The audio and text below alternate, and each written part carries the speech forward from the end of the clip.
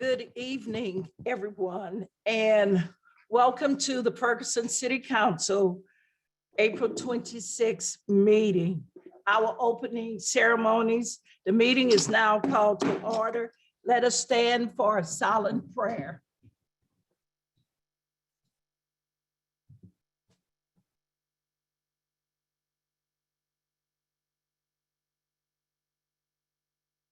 The pledge allegiance to the flag. I pledge allegiance to the flag of the United States of America and to the republic for which it stands, one nation, under God, indivisible, with liberty and justice for all. Clerk Pittman, could you please call the roll? Councilwoman Noah. Here. And Palmer. Here. Councilwoman Burrow. Here. Here. Here. Councilwoman Nelson. Mayor Jones. Here. A quorum is present. At this time, we'll have our public comments. You have had an opportunity to send your comments in on yesterday before 5 p.m. or aim in the chat on Zoom or in public. Clerk Pittman. Public comments. Okay, we have Carlton Stock.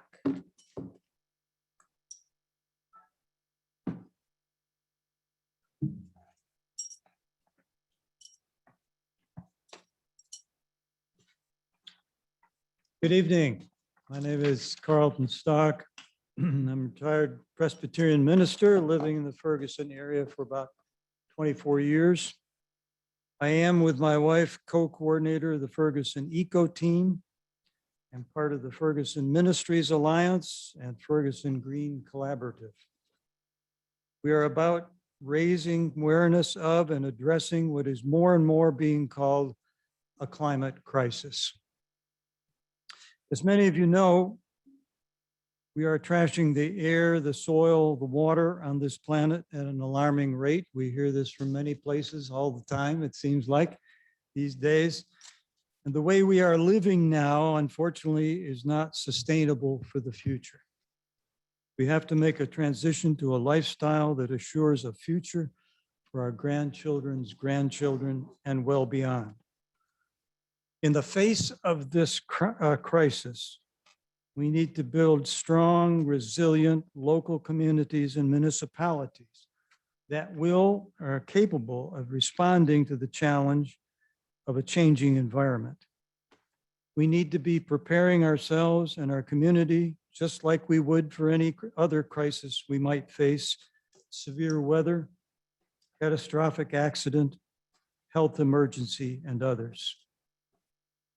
Therefore, the Ferguson Eco Team, in concert with the Ferguson Green Collaborative, is requesting of the council the restoration of and establishment of an environmental commission for Ferguson. There was such a commission about 10 years ago, and we would like to see it restored so that the community can address the increasingly severe environmental situation in our nation and our world. The duties and functions of such a commission would have to be planned out in accordance with city guidelines and ordinances, of course. We and the groups that I mentioned would be willing to help with the recruitment for members of that commission. I thank you for your time, your attention. And I'm going to leave this request, summary form at least, in writing with the city clerk. And if it's okay, to send some information to each of the council members very soon. So we hope that you take this request seriously, and we'll look forward to a response and the formation, hopefully, of an environmental commission. Thank you very much. Appreciate it. Laverne Mitchum.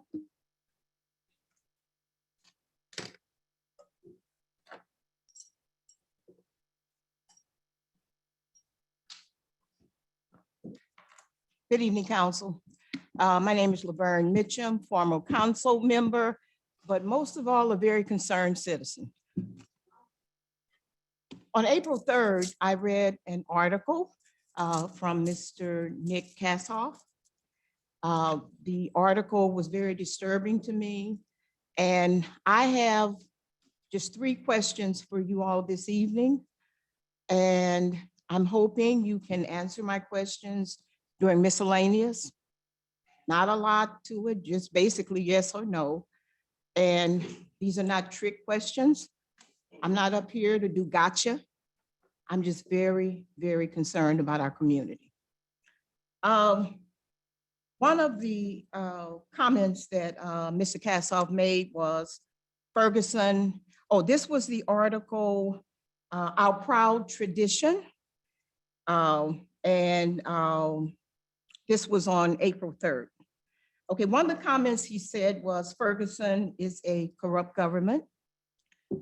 He also said that the stench of neglect and incompetence is everywhere. And I think we all know what the word stench means. Foul odor can even make you vomit. That is so stinky. Then one of the other comments was, we have a city in which nothing is working. Now, Mr. Kassoff put that in his article, Our Proud Tradition. My question to every one of you, and again, please understand, I am serious. I'm not up here to do some theatrics. I'd like to ask each and every one of you, do we have a corrupt Ferguson government right now? Do we have a corrupt government? Yes or no? Is there a stench of neglect and incompetence in this city that's everywhere? And then I'd like to ask all of you, nothing is working in this city? Mr. Kassoff said we have a city in which nothing is working. Is that true? Nothing is working in the city? As a former council member, as a person been here 16 years and still active, concerned, talking to people every day. I've had a lot of new younger couples to move in my community, my neighborhood. I've met them and talked with them. I've even asked them, why'd you move to Ferguson? They say, we think Ferguson is a good place. We wanted to move here. Some of them just recently moved here. Okay. The Ms. reason I Mitchell? need you, Your time is up. please answer the questions in miscellaneous for me. Yes or no? And the one real quick about nothing is working. Can you tell me one thing that is working? In your opinion, one thing that is working? Thank you. Nick Kassoff.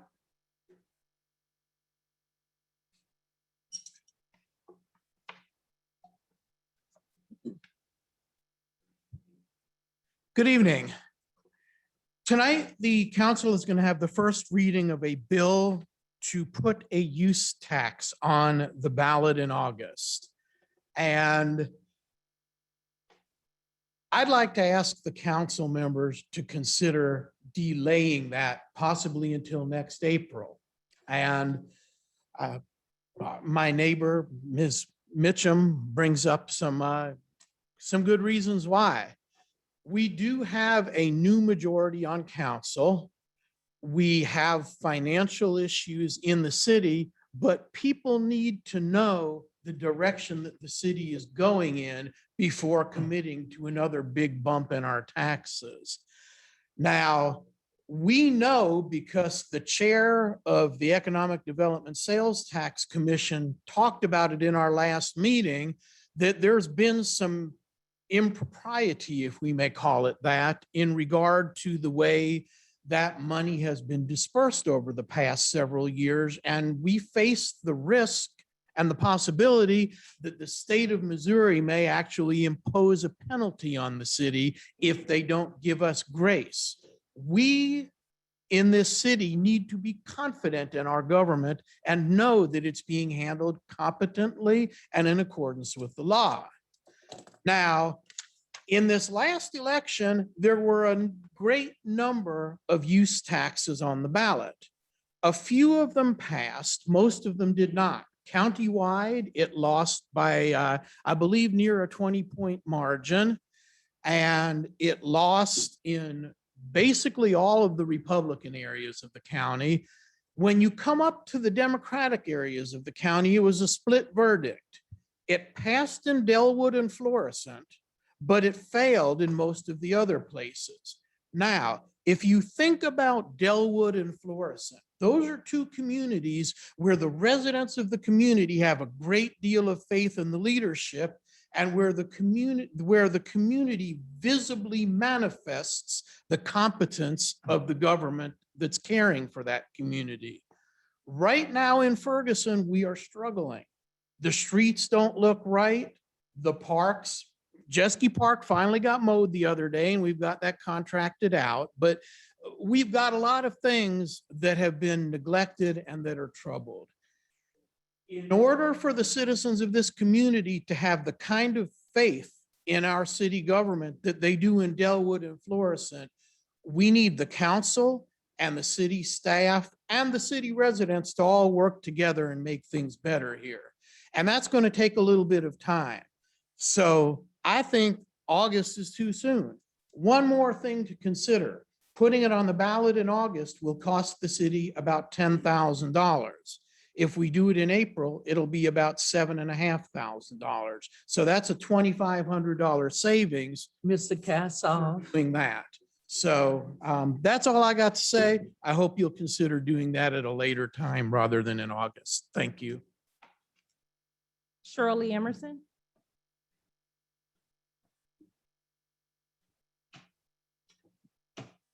Good evening, Mayor and council members. I'm Shirley Emerson, and I'm the president of the Forestwood Community Development Corporation.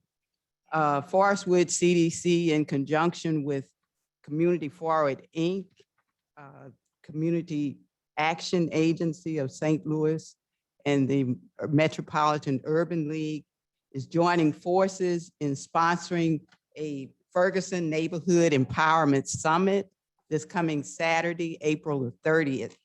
We are providing health and housing resources. The primary purpose of the event is to increase the level of home ownership, to expand the capacity of existing homeowners to make repairs on their homes, and to stimulate neighborhood empowerment. And while we're not limiting the access to these resources only to people that are interested in purchasing in Ferguson, but of course, we are taking the opportunity to showcase Ferguson to prospective home buyers. And so this summit, we are offering the best that Ferguson has to offer. And so I'm asking and appealing to the leadership of the city to please come out and meet and greet people that are coming and looking for homes, because Ferguson has some beautiful homes here. We have a lovely home housing stock. We have something for everyone. And not just the housing stock, but we have a lot of other amenities. And yes, we have our challenges and we have our problems, but Ferguson is a microcosm of the larger society.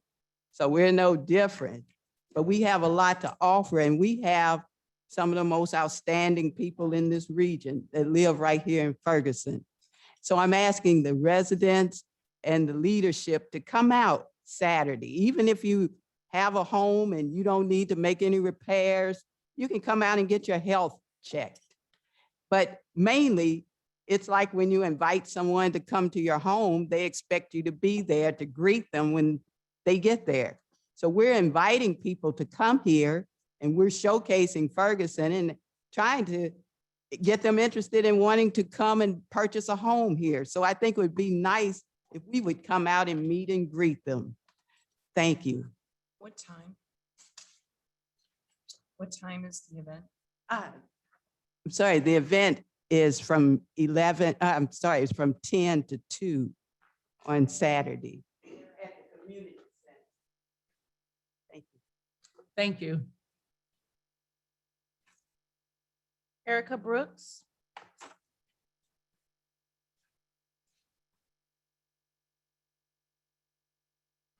Good evening. I want to take this opportunity to share a historical story with the city of Ferguson. It's dealing with a friend of mine. His name is Mr. Abraham W. Bolden. He was the first African-American Secret Service agent that was appointed by President John F. Kennedy. And today he had the wonderful news of receiving clemency from President Joseph Biden Jr. today. And so this is a briefing that I want to read from the White House page. And it's talking about the clemency recipient list, which is April 26, 2022 statements and releases. It says today, President Joseph R. Biden Jr. is granting clemency to 78 individuals consisting of 3 pardons and 75 commutations. President Joseph R. Biden Jr. is pardoning the following 3 individuals, and I'm just going to read his. Mr. Abraham W. Bolden Sr., he lives in Chicago right now, but he's from East St. Louis. Mr. Bolden is an 86-year-old former U.S. Secret Service agent and was the first African-American to serve on a presidential detail. In 1964, Mr. Bolden was charged with offenses related to attempting to sell a copy of the Secret Service file. And that was false because he knew of 2 attempts on President Kennedy's life before he was actually killed. And in order for him not to be able to tell the Warren Commission about it, his colleagues who were racist and also openly admitted that they would not protect a nigger lover. That's what he said that they said to him. They would not protect President Kennedy. And so he was trying to tell the Warren Commission, so they falsely incarcerated him for 6 years.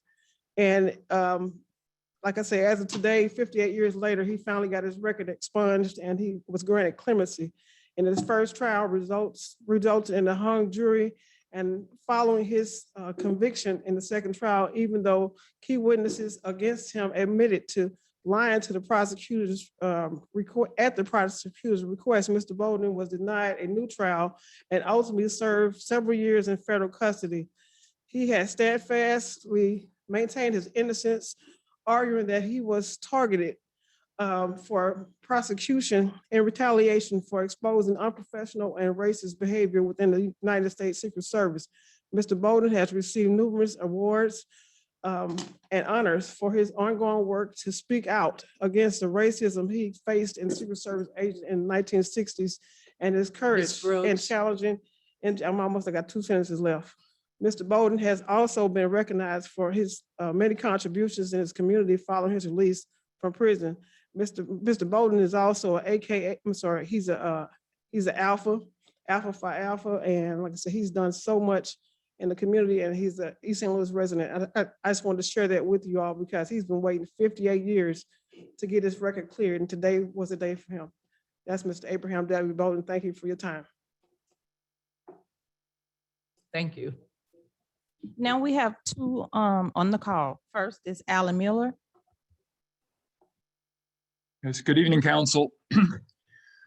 I have spoken quite a few times asking that, or recommending that we have town halls for some of our important topics. And I just wanted to thank the city manager and the council for last week's in-person town hall to discuss the issue of traffic calming on Hereford and Chambers.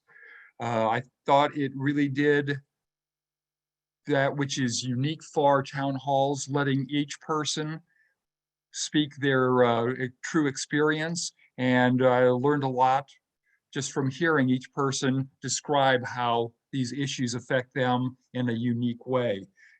The other thing that it allowed was from all of this sharing for us to develop a consensus on a direction that I'm not sure we would have had in any other type of a forum. And I think everybody left that with an understanding that there was a good direction that we had defined from that. So I just wanted to, again, just thank everyone involved in letting that happen. Okay. And last, we have Jerry No.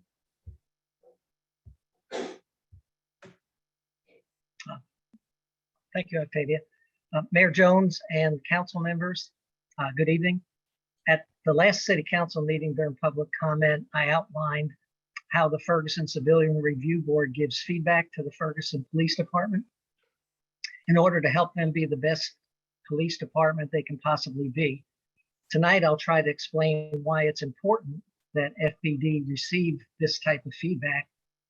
And council members, when residents ask you how being on the CRB can help our community, these are some of the things you can tell them. The monitor issued a winter report about the consent decree that included the results of their second community survey about residents' attitudes and interactions with the Ferguson Police Department. Hopefully you've all read it. Hopefully interested residents have read it also. Some of the questions were asked only of those who had an actual person-to-person interaction with the Ferguson Police Department. This subset of survey questions dealt solely with the quality of the interactions between residents and FPD officers. On page 15, the monitor notes, and I quote, about 90% of respondents were either satisfied or very satisfied with the way they were treated by the officers with whom they interacted. Now that's a good positive number, but no matter how positive that number is, we shouldn't shrink from taking a customer service view of that number. From a customer service perspective, that 90% satisfaction rate means that about 10% were dissatisfied or very dissatisfied with the way they were treated. Very few businesses would be able to survive with a customer service rating like that. There was a consistent undercurrent of unhappiness with their interaction with an FPD officer that was expressed over a wide range of questions, including, did the officer talk down to me? Did they consider my views? Did they seem to blame me for what happened? Did they treat me with dignity and respect, etc.? Warren Buffett once said it takes 20 years to build a reputation and 5 minutes to ruin it. The White House Office of Consumer Affairs says that dissatisfied customers typically tell 9 to 15 other people about their experience, and around 13% tell more than 20 people about their bad experience. We all want to have successful community policing in Ferguson built on good customer service. Poor customer service will prevent that from becoming a reality. It's important that FPD receive this type of feedback from ordinary citizens, such as the CRB, in order to improve their customer service to residents and then build their community policing model on top of that service. Mr. If Neal, anyone's interested in, you have 40 seconds. oh, good, okay. I was just gonna say, our next open meeting is Monday, this Monday coming up, May 2nd at 6:30 p.m. on Zoom. The city calendar has our agenda with the Zoom links on it, our Facebook page, Ferguson Civilian Review Board. If you search for that, we'll have the agenda posted there. If you want to see what we're currently doing, and keep in mind, we need some members. Thank you. Thank you. I don't have anyone else, Mayor. Okay. That concludes the public comments. Next item on the agenda, the manager's report. Good evening, Mayor, City Council, and members of our community. I have a couple items prior to the updates from our chiefs. The first one is just an update pertaining to the traffic meeting that we had last Thursday at Blessed Teresa, Calcutta. First off, thanks to all of the members of the community who took time out of their busy schedules to attend. That was a very productive few hours that we spent with the community. Myself and Public Works Director Don Boyce met with county transportation engineering staff on on Monday. We discussed at length a lot of the feedback that we'd received from that session. And the next steps is that the county engineers are going to retinker their interim solution and then their long-term solution based upon the feedback that they received last Thursday. Once staff has that in hand, the next step will be coming back to City Council, coming back to the Traffic Commission, and then hopefully holding another public meeting for additional feedback from that solution. So I just wanted to provide that update. And then the other one is that we did have our first ARPA report date. This is the end of this week. I went ahead and made that report. Just so council's aware, our ARPA report that we have to turn in will be annually by the end of April every year through 2026. So that's a once a year report. The majority of what we reported was just the accepting the standard deduction for revenue. It's a calculation that lets us just claim an amount of revenue instead of making a calculation. And then the only other thing that was communicated is that, we're about to embark on our budget process where we'll actually allocate those funds. So come next April, once those funds have been committed and started to be expended, then we will report both of those to the federal government. Before I move on, was there any questions from council? No, I would just like to add that just to also clarify for Mr. Mueller, the BTC traffic meeting that we had last week was actually organized by Ms. Randazzo and in conjunction with BTC. And then the city manager and county government were invited to make their presentation and speak. So yes, we will be having town halls that are instigated by the city staff and city hall, but this one was created through citizen input.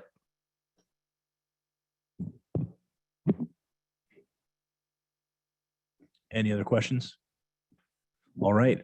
First up, we have, I believe, Chief Hampton for the COVID-19 update.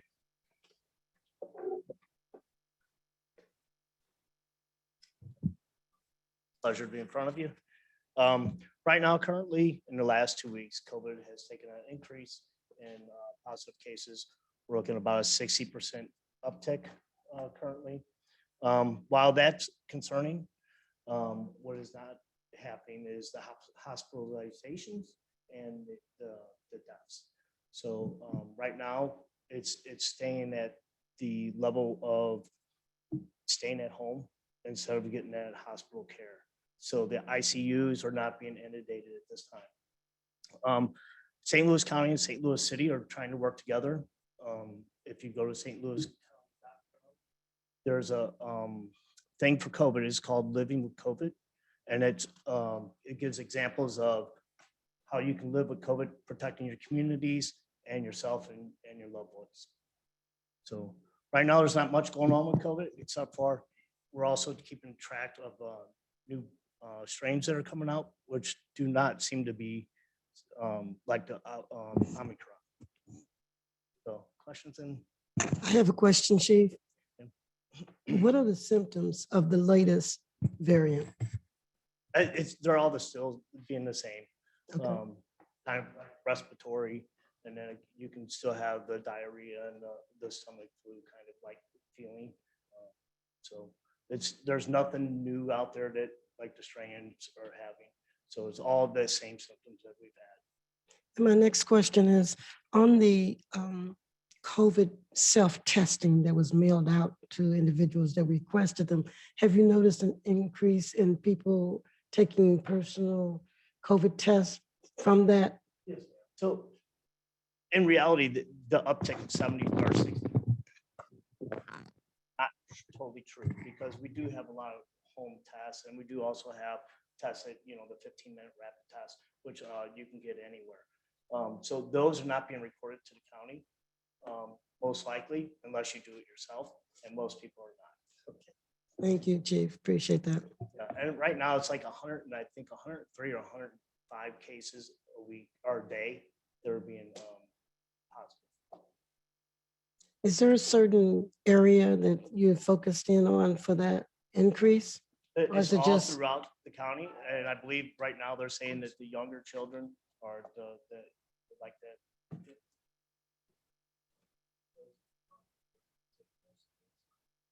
is the case that in that age bracket, there has been no immunization at all, no vaccine at all? Well, they've been given the vaccines. It's whether they go back and get the booster shot, whether they're going forward, getting out all the things that they need to do. And as we know, kids are going to be kids, young kids they're not really going to wear the mask. They're not going to have the social distancing like we as adults should be. Thank you so much.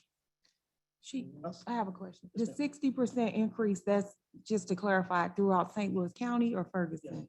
St. Louis County. Okay. Right now, they're not giving like the specific numbers per zip code like they were, but hopefully they start that up soon. One question I had, Chief. Obviously, it's good news that COVID is not as prevalent as it was before, and the reports are getting shorter. But in the future, would you be willing to give a report maybe on the fire department, just a brief report of what you guys have done the last 2 weeks as far as calls for car accidents and things like that and house fires? I know we've had some things happen the last couple of weeks, but sometimes it's kind of good to know what you guys are doing, what you're working on, and also kind of ties in with law enforcement as well, because you're frequently there with them. Absolutely. I can give you a little overview. This past weekend, we had a house fire. They actually called it fire twice, so it was arson. The person is in custody. I don't want to go too much more into that because it's being under investigation. That was on 23 Paul Avenue. Right now, I believe we're on a child struck on a motor vehicle accident. So we're staying busy. It's a busy time of year, and with school coming out, it's going to be ending. We just got to keep the youth of Ferguson moving and not hanging around, so we can maybe keep them more active. But I'll be more than happy to do that. Thank you. Thank you. Chief. Up next is our community policing update from Chief McCall.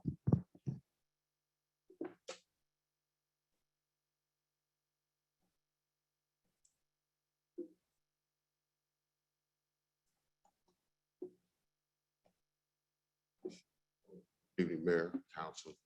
Pleasure seeing you all. Pleasure out as well. Basically, our police department, we are continuing to be consistent in what we're doing. Still steady with call volume and calls for service. That increases in that. One thing I did wanted to advise you guys on, because I know everyone's concerned about it, is our staffing. Currently, we have 31 certified police officers on our department. The one thing that we do know and recognize, at least I know and recognize, when it comes to any change, be it as chief or whatever, you're going to get some people coming, you're going to get some people going. But the one thing that I can say is that we have weathered that storm and everything. Mr. McCall, or Chief McCall, can you put that closer to your mouth there? Thanks. Okay. We have weathered that storm, and I can say that we still have more officers now than we had when I became the chief of police. More importantly, we have people that have been in training. Just last week, one officer completed his field training, and he's actually on the street on their own.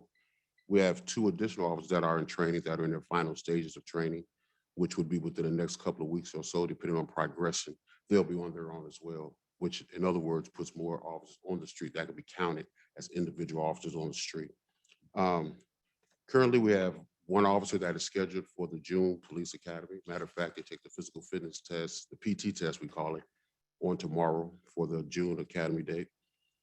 We're currently in the interview process, the hiring process with 2 commissioned police officers, and we're beginning their backgrounds as we speak. And once that's completed and everything goes well with that, hopefully within the next month or so, we will be bringing them on as well as Ferguson police officers.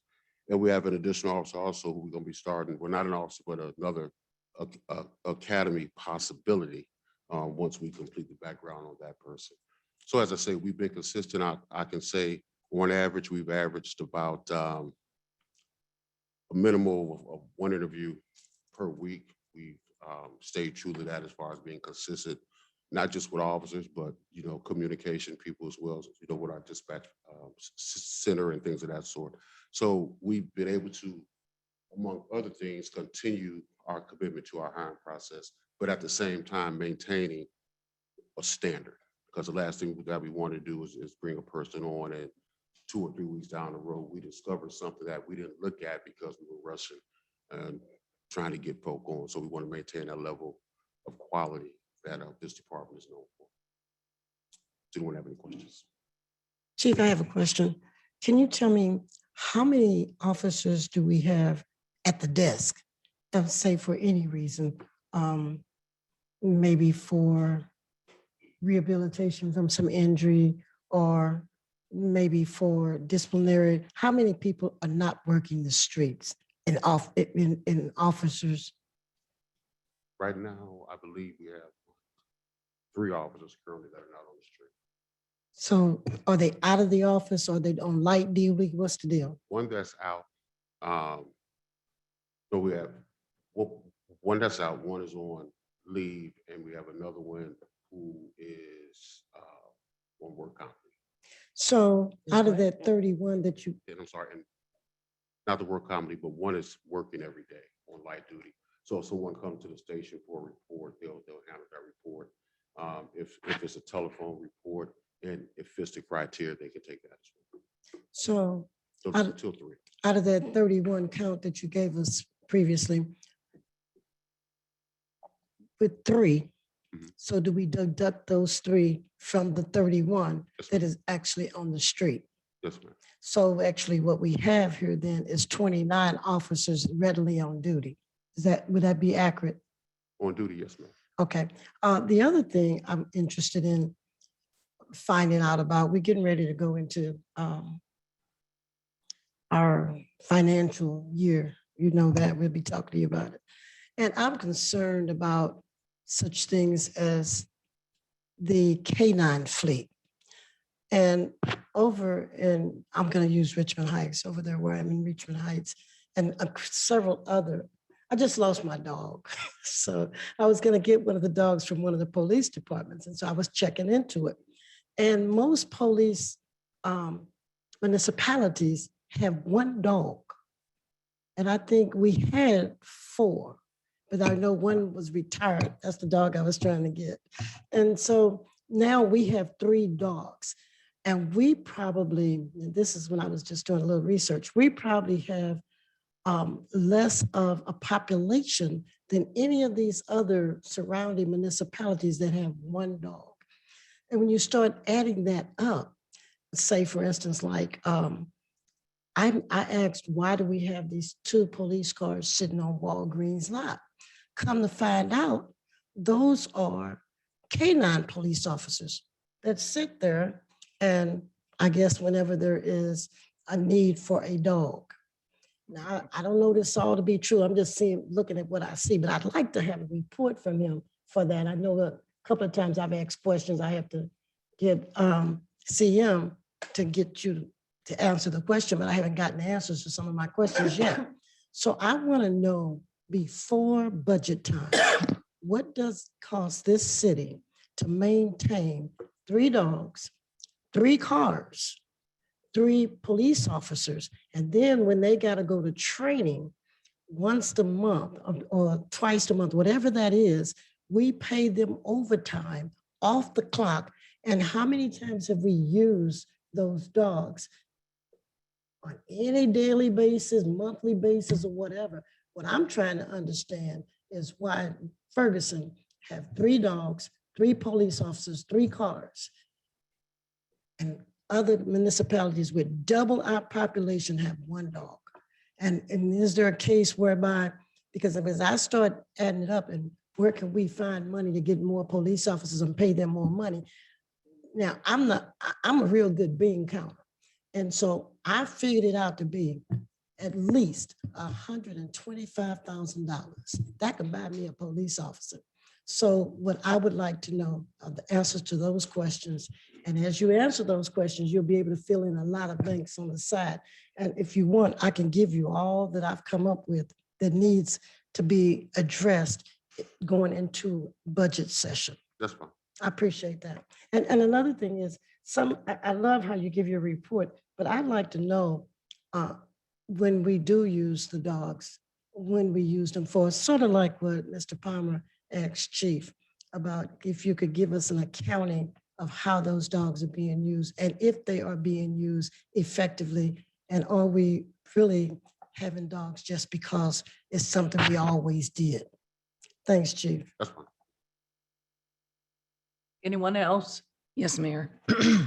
So just on that dog topic before we get off of it, can you also remind how many dogs did we get donated to us from the nonprofit organization? Wasn't that 3 there?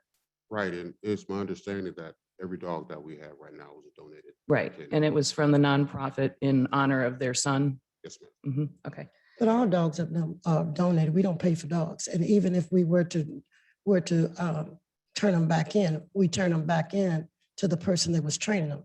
Right, and we were Right. not going to, right, so, but the dogs to acquire the canines since I've been here, and probably prior to that, to acquire the animals have been no cost to the city.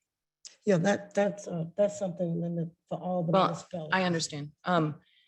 The thing that I wanted to ask you about, I know I've received a lot of emails and I'm sure Phaedra has too, since we're both Ward 1 and the emails that are pertaining to this is happening in a Ward 1 neighborhood, but we have an issue, a very big issue with the mini bikes or the pocket motorcycles, whatever you want to call them.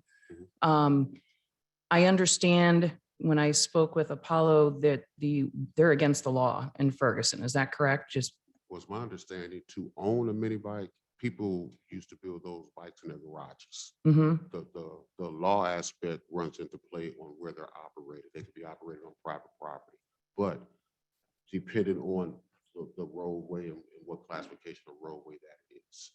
Okay, so It depends on the side, because the way the laws have changed, it also depends on the size of the motor of that bike. okay, Because years ago, they used to make mini bikes out of lawnmower engines. So of course, they were not supposed to be on the roadway.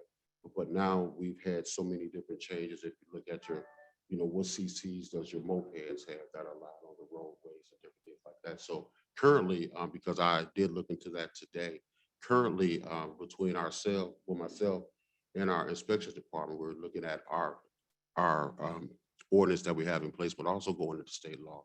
So we can be precise as far as what would be required and or allowed within the roadways of the state of Missouri, as well as what ordinance that we already have in place to combat that. well, I would also suggest that if we're going to look into that, we might want to look at the hours that they can run throughout the neighborhood as well, because what we're finding in the area of concern for Ward 1 is that the motors are much more powerful than they're intended to be for that motorcycle size. The motorcycle size is very small. The people who are riding it are not. There's no helmets, and they're so small that regular sized cars cannot see them coming. You can't even look in your rearview mirror unless they're right on you and see that they're coming. So, I mean, your rearview mirrors, you can look in there, you can see cars coming because they're the same size. These guys are like little munchkins that come up on your back tires and somebody's going to get killed. And then they're so loud that they're disturbing the peace. So there's noise ordinances there that are being broken. I know that this particular neighborhood has sent multiple letters of concern to all areas of the city staff, police department, council members. They're getting really angry to the point that they may start taking things in their own hands. We need something to happen very quickly. And so I have sent you and Eric, and I've tagged you in the emails too, multiple emails. Received emails from me as well regarding the same thing, the mini bikes. Yeah, so, I would like to ask that we do something, we acknowledge these people in some manner as a city in response to them so that they know they're being heard. And then I would also say that this might be an excellent opportunity for us to put into action the mediation process, that we have the free mediation that can work with neighbors. And I understand, if my understanding is correct, that has to be something that goes into action once the police have been involved. Not necessarily, and just to piggyback on what you're saying, the information that we might need also when you talk about mediation, so we're talking about adults, that's number one. As far as maybe there's something going on where you might have a parent that's allowing their child to do something like that. We can't put kids in mediation.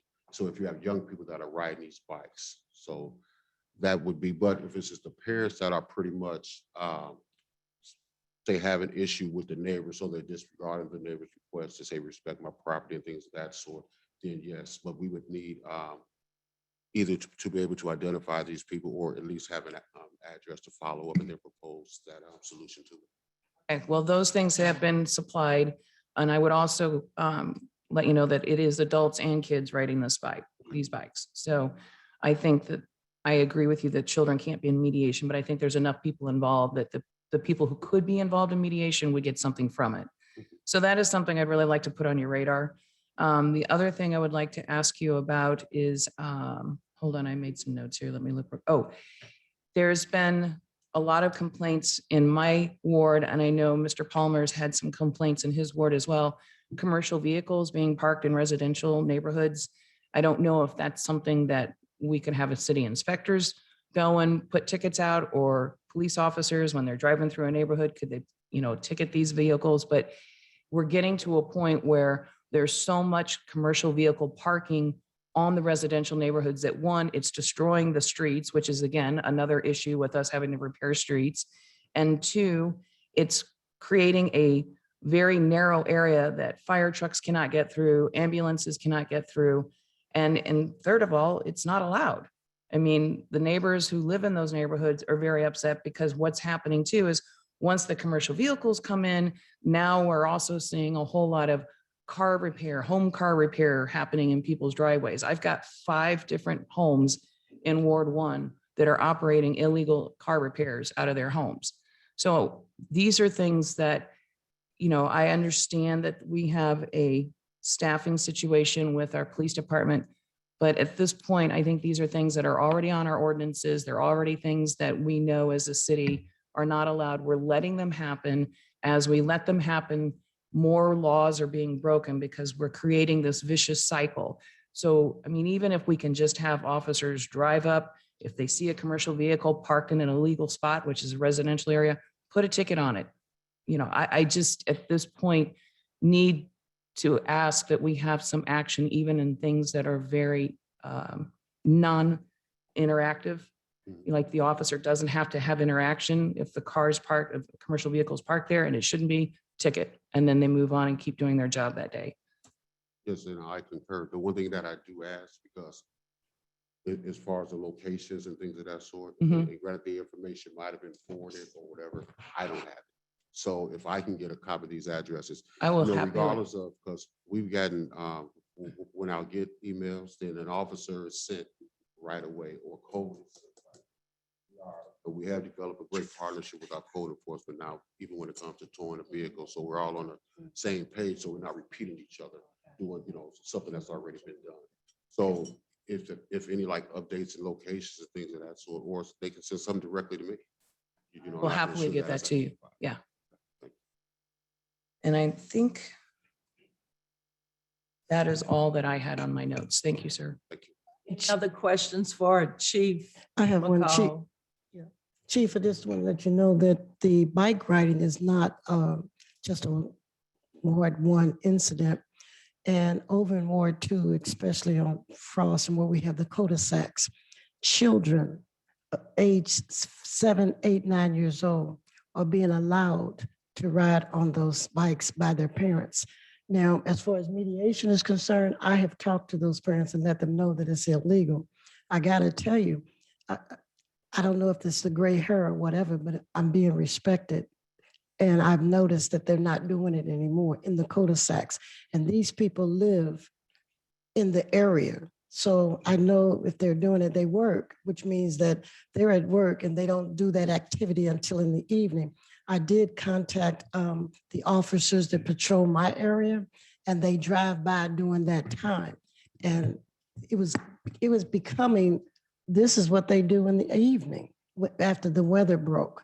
But now I have not seen that. So I am attributing it to, number one, I have told them, hey, this is illegal. Not only is it illegal, but you're going to get your child killed because they come straight across forward when you have to come on Frost. And so, as we know, most of our drivers do not stop at the stop sign on Frost. not at the one at Ford, and not for going up the street. So we got 3 stop signs where they were doing this, and it has curtailed because I think the police officers are riding the area around that time. It's right after work, sort of like 5:30 in the evening till dusk, around 7:30.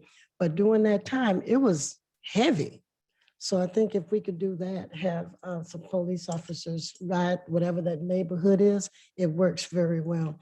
And I think people do respect the fact that you're not just trying to make them stop doing it. This is for your benefit. And I have told them, the ones that weren't doing it, I'm just giving you a warning. That's all I'm doing. If you got your kids out here again, I'm going to report you. And it was very cordial because I've been there for 30-some years. So they all know me. So I'm thinking it might be the gray hair, but whatever that is, if you guys could try that, it's real. I mean, people do accept the fact that you're caring for them and for their children and their well-being. And I think Mike might be able to talk to the fact about the cars, because we had come up with, Mike mostly had come up with what can be done about the vacant cars.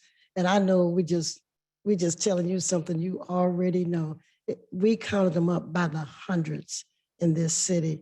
Cars like people don't care. Mike, could you give them some information? Chief, could you speak to the legality of if we were to use like a third-party towing company to handle unlicensed or non-plated or obviously broke down vehicles on city streets? Well, right now we're contracted. Well, we have a partnership with, so we have our tow company that does all our towing for us. My concern would be if we had a tow company that handled, say, the abandoned vehicles and ordinance violations of that sort. My concern is the liabilities of the city. Because more importantly, if a tow truck is up in my vehicle, you don't have an officer there, you don't have anything with the city of Ferguson, and they're going around my vehicle doing this and that, I'm wondering, are they trying to steal my car? What's going on? Then we have a possible confrontation. Secondly, if that person in the process, because now he's contracted with the city to tow, gets hurt, then we're liable for injuries and things of that sort. But with what we're dealing with now, region-wide, nationwide, my concern is the protection barrier that operator's not going to have. Anytime we have a vehicle towed by our tow company, we're there. You know, anytime code enforcement tows, we're there. You know, and then we have the company. Therefore, people know that we're acting under the umbrella of the city of Ferguson. You're violating our ordinance, as opposed to, I'm gonna report your car today or something like that. And I think that's my primary concern when it comes to that. Also, when they're towing for us, then we're looking at additional calls for storage, because they're towing for us. Now, once we tow a vehicle, the way it stands now, when they store that vehicle, then it's between that vehicle owner and that tow company as far as storage and even the cost of the tow itself. These are things that right now the city does not incur. So the only thing that we might encourage is they have to tow one of our cars, you know, but they're on call. They come out when we need them. And once it's towed, we authorize the tow. Then the financial aspect is between that tow company and that vehicle owner. So like I said, my primary concern with that would be the liability that would be imposed on the city. Obviously, the police have to show up after the 48-hour notice has been posted to verify the vehicle is not stolen, correct? Well, we'll run the tab first before we tag to ensure it's not stolen. But then prior to it being towed after the 48 hours, it's run again because the person could have been out of town, just got back, my car is going, now they're reporting it. So assuming it was legal for a third party to put a 48-hour notice, would you see inherent danger with that company just putting a sticker on it to warn them, as long as the officer will be there once it's pulled 2 days later? My concern with that would be because typically our ordinance are enforced unless their criminal ordinances are enforced by code enforcement. So I'm more comfortable with us or them towing it because they're still operating as an agent of the city. They roll up there, the vehicle has Ferguson on it, and then they have direct access to us as well. So if one of our code enforcement officers are in a situation, they can get on the radio and say, because they have call signs, and they can get on the radio and we can be there just like that. So it pretty much covers us per se, but at the same time, your tow operators don't have body cams. So Right. anytime we're, say, Body towing a vehicle, something cameras. like that, we are videotaping. At what level of staffing would we need to get to do more proactive policing than reactive? Well, as a matter of fact, we have tried to think out of the box and are doing some, like a little bit of proactive, like as far as traffic enforcement, we've had different details and things of that sort. But I would be comfortable at, to really do what I want to do, the minimum would be like 40, but, or 39. Okay, but, and that is something that's given us the actual coverage, but still allowing us with certain adjustments to have overlapping times of the day. So we have double the manpower on the street. So therefore the streets are covered, but at the same time, extra assignments are covered as well. So does our detective bureau currently have one officer? No, our detective bureaus, we have 3 detectives. 3? Okay. Chief, we see evidence of some cars being parked, not just a year, but 2 years. You can see by the license plates that they haven't been activated in 2-3 years in some cases. You can tell by the wear on the tires, how it's being ingrained into the cement on the street because it has not been moved, those kind of things. So these cars have been there in violation 2-3 years. And I really do, and some of them have become parking lots, literally, in somebody's yard. And it's not like, oh, look at my own car, you know, it's not like that. And so I think that at that point, there really, I feel something should be done. That takes away from the person's house next door. How would you like to live next door to somebody? They got 3 or 4 cars and all of them are junkers. Well, see, that goes back to how now with code enforcement and the police department, as far as we've enhanced our communication, so the right hand knows what the left hand is doing. You know, when it comes to residents, you got code enforcement officials that can visualize and go on and see the things on private property, but in certain ways, because now we can't go on property like we used to until cars are out of search warrant and things of that sort. But they can still be put in our court. So all we have to do is, over code enforcement, with us working together to identify that vehicle, that property owner, and things of that sort, and that resident, that we can put those same people in court for still violation of the order.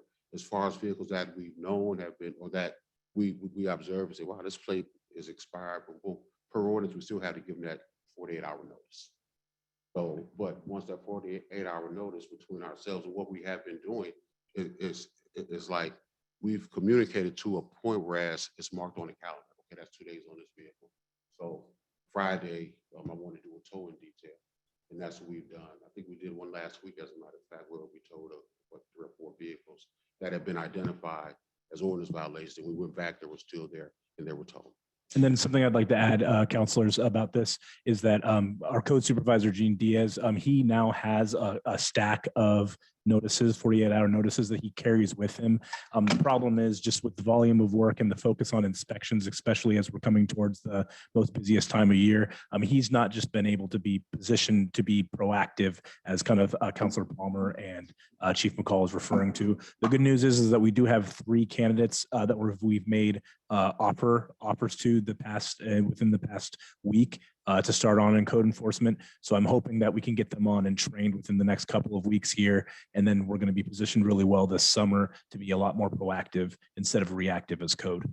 That's great news. That's great news. One of the things I will tell you, it's not as prevalent over in Ward 2 as I've seen over in Ward 3 and Ward 1. But I have, when I have been doing my tour, listen to learn tours, and I knock on the door and say, how long are you going to have that car out there? And I just ask them, Ms. Bird, we're going to move it. And I have actually had at least 15 cars that I've just knocked on the door. Hey, 2 months ago, you told me you was going to move this car, and they move it. And so that's the relationship that we have over in Ward 2. We can talk to folks. And I think maybe with some of the other wards, if you're that familiar with your people and you can knock on the door and say, hey, when you're gonna move this car. If it's in their yard, it's hard to say, but if you got it parked on the street, you're up for grabs. And I can also say when we're talking about the repairing of vehicles, we have also attacked that as well. But we have put a couple of, I've got notification, we're going out there, inspections are going out there, identified it. And I forget the gentleman's name, but this person was cited and currently is in our court as well. So as we get them, we do make the attempts to do stuff, just like I said, because it had gotten to a point. So it's not, I feel like this, it takes longer to clean it up than it does to mess it up. So right now we're trying to clean it up. But I can tell you though, that your guy has been working, because one of my guys said, Ms. Burrow, you told me you was gonna give me a little while to get that bus out my yard. I said, you had it in there, sweetie, 2 years. Come on. And so somebody put a ticket on it and he thought I was the one that called. But as soon as he got the ticket, the bus was gone. The very act of putting a notice on people's cars gets them to move really fast. So yeah, I support anything that we can do really to just get them out there. Those things haven't been able to be done, but now they'll be able to be done, correct? 3 more staff, yes. Yeah. Okay. Good deal. Put them on there for you. No, you can't do that. Chief McCall, I've been getting a couple of telephone calls about suspicious cars driving in the neighborhood. Then neighbors are getting in their car trying to follow that car in the neighborhood. Can you speak to that, where the people are putting themselves in danger just because they think that car doesn't belong in that neighborhood? They want to get out and follow it.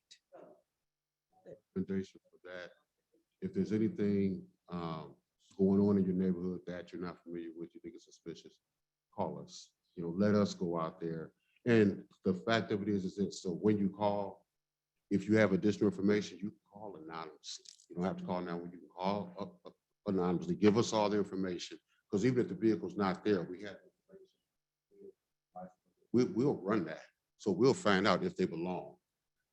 We can also, because if we run the plates in the bin or whatever, we'll get the owner information so we can find out where they belong to. So it's things that we can do.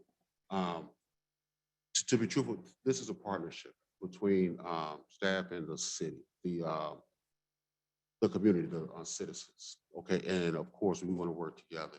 But my primary concern, of course, is going to be the safety of the residents in the community. But at the same time, the sharing of information can help us both accomplish that. It's like the job of a security guard is to observe. You can observe, share that information with us, then we can compile all the information, then we can do what we have to do to get it done. A radio is faster than a car when it comes to a person trying to leave. My concern is if we are following folk and they decide to pull over and get out and then confront that residence, that's my concern. I want to eliminate any possibility of any negativity occurring. But at the same time, let the people know that when they make notification, and if they don't get any results, then they need to contact me. Okay. Because we're here for a purpose. Well, I would just like to say on the lighter side, I received a call from a resident from North Hills on Rose, and she just wanted to say thank you to the officers that she has noticed that officers are riding down her street more often lately, and so she appreciates that. So, thank you. If there are no more questions for Chief McCall, we appreciate you and we thank you. I do have some questions for the city manager. City manager? Yep. Okay, so I wanted to ask, when we're discussing the road plans, like we're talking about the road diet on Hereford and Chambers, and I guess there's some conversation going on now about lane striping on Florissant Road. Mhm. Can you, well, first of all, I want to know, are we having these conversations? I know you told me before you had not had the conversations as of yet regarding the road diet with the police and the fire departments. Correct. Okay. Can we start doing that a little differently? I mean, I really feel like before we go to the community, we need to know that the police and fire have had input, because if we're going to the community and we're having a conversation there and we come to some grand plan and we've got with county and we come to some grand plan, but we didn't go to police and fire prior, and then police and fire say, well, that's all a great plan, except, I can't get a fire truck around that corner. Well, then you just threw out all that hard work. You just threw out all of those conversations. So let me finish. So my concern is that, and then also I wanted you to address, are we having conversations right now with police and fire regarding fluorescent striping? So that's where I am with that. Yeah, so first we did have, so the question at the meeting last week was, there was an upcoming meeting that was going to be scheduled following the Blessed Teresa Calcutta meeting with police, with fire, and with the school district.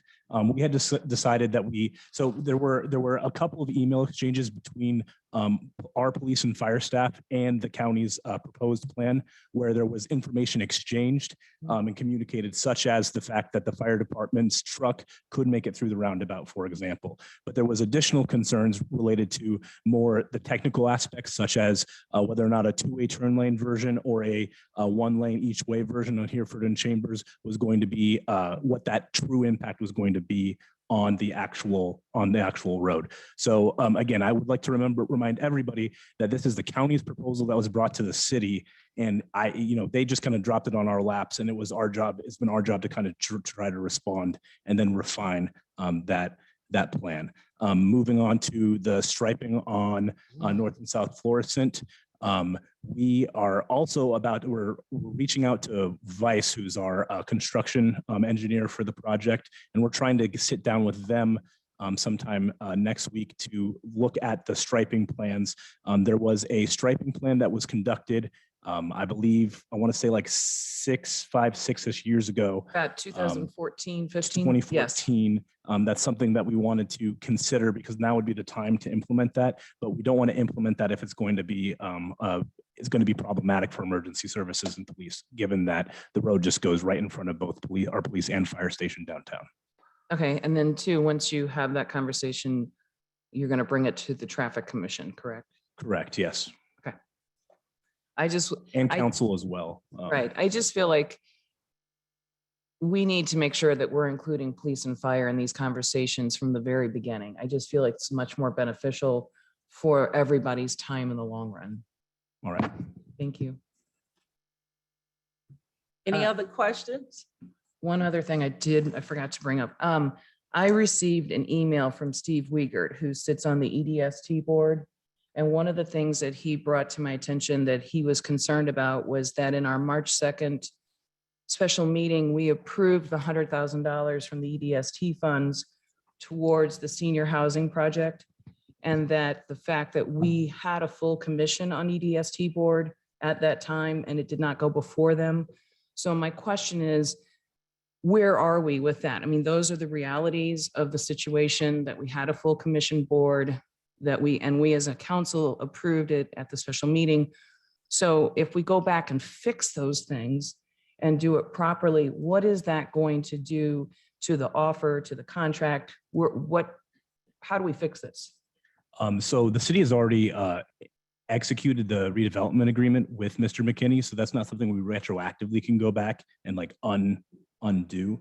But certainly the purpose of, it was brought to my attention, I'm kind of going back to when I first got here, it was brought to my attention that we were not doing the EDST sales tax correctly. So at that point, me coming in from another state, not having an understanding of statute, reviewed the statute and made a presentation to council late last year, I believe early this year. And then at that point we were working, that was the first time that staff had ever embarked on trying to understand what the commission responsibilities were, as well as what the city had not been doing correctly in the past. So that's to say that this is a new thing for us.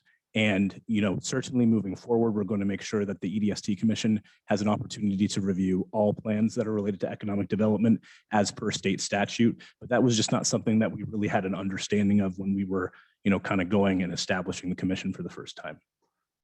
So we've already made the contract, is what you're telling me. We've already made the agreement with the senior housing. Correct. So council voted on this and I know we and, did. the RDA was approved by you and then it was executed as well. So, but we've also realized that we shouldn't have.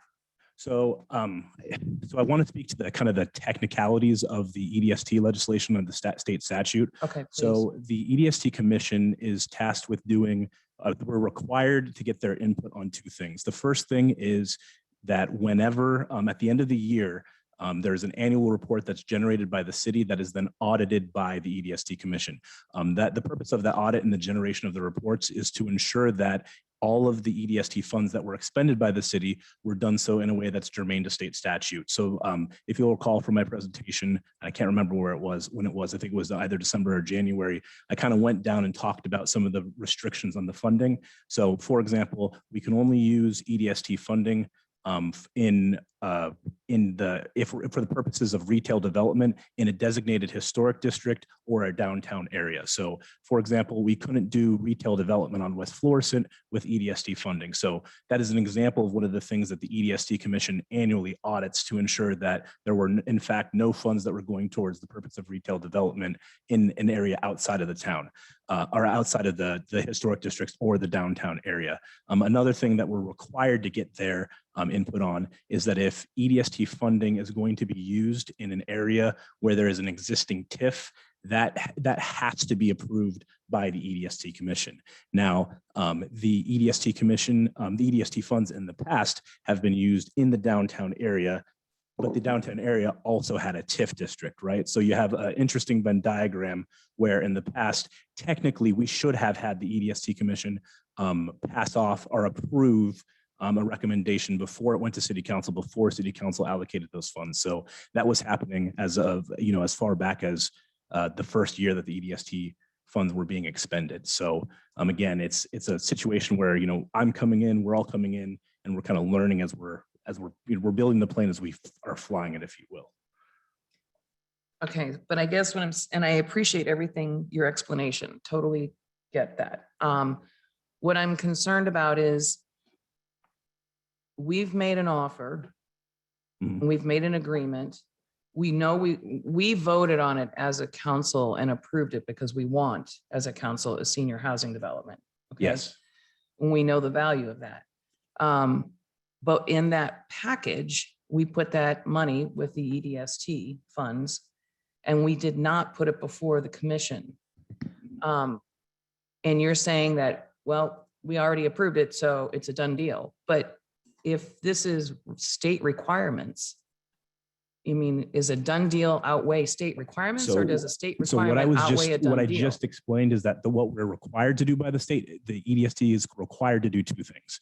The first thing is approve any funding going into for the purpose of retail development in a downtown area. I understand. I got all that. Yeah. That's the number one requirement that we have to get the EDST's requirement or audit on. The second thing is that if there's a TIF district, if we're going to be using EDST funding within the TIF district, then the EDST has to make that recommendation. So it's the annual report and the use of EDST fundings in a TIF district. That is the only times that the EDST has to approve the EDST funding. You mean the commission? The commission, excuse me. So everything outside of those things, we are fine on. So what you're basically saying is the part of the package that goes toward the senior housing development that comes from EDST, since it does not fall in those two areas, it's okay that it didn't go before the commission. I'm not saying it's okay. I'm just saying it's not a requirement. It's obviously best practice. And I said that at the beginning of my comments tonight, that it's best practice that we're bringing forward every economic development initiative that the city is embarking on and funding with EDST funding. But yeah. So going forward, I'm just reiterating so I make sure I'm clear. It's not required on the senior housing project, but for good practice going forward, everything should go before the commission. Correct. Yes. Yeah. Okay, but we're not breaking any rules that it didn't go before the commission. To my knowledge so we have So the two sources that I'm basing this off of is one is we had a law firm that came in, and at the time that we passed the EDST commission, there was a document generated that kind of went through all of the limitations and the restrictions on EDST funding, and then the processes that the city had to embark on. So that's one document that I'm basing that off of. We did share that with the EDST commission. And then the second one is just reviewing state statute. So I should give the caveat that I'm not a lawyer, but just reviewing the materials that had been handed to us. That's what it said. I mean, I think that it's really important that we have the EDST commission. And again, I want to stress that when I first came here, I was told by members seated on this council that the EDST commission needed to be established. So I did my due diligence as a city manager, and I immediately went to establish that body. I didn't understand fully all of these things. I just knew, kind of reviewing the information, that we needed to get there, and that the city hadn't been doing what it should have been doing for 5 years. I mean, again, what we're learning from looking at the EDST funding and hearing with sitting down with the EDST commission is that there has been, as Mr. Kasoff mentioned, improprieties in the funding, such as EDST funding going to the downtown area that is a TIF district in the absence of a commission. So, I'm kind of finalizing my comments. The thing that's really important, the reason why we need to have the EDST commission is because when we don't bring things to them, that even if that we're not technically required to, then they're not in a position where they can actually have an opportunity to understand how the city is using that funding, and then, which is really important because at the end of the year, they're reviewing that audit report. And that audit report is really important because the way that the city budget works is that we have journal entries, but we don't have true fund accounting for the EDST. So the purpose of the EDST commission, and kind of from the state's perspective, is that they come in and serve as a checks and balance system on that funding. Okay. Eric, I have a question. Thank you very much. Go ahead. I just wanted to say thank you for clarifying that, because when I came on council last year, EDST was not meeting. The committee was formed back in 2021, but they never did meet until March 9th of 2022. Exactly. And funds were dispersed from EDST, and there was, correct? Since the For beginning, 5 years. since the 2016 when the sales tax was initiated. For Yes. 5 years. Yes. Eric, I have a question. Yeah. Did you not receive the same information from Steve Wiggert that everybody else did?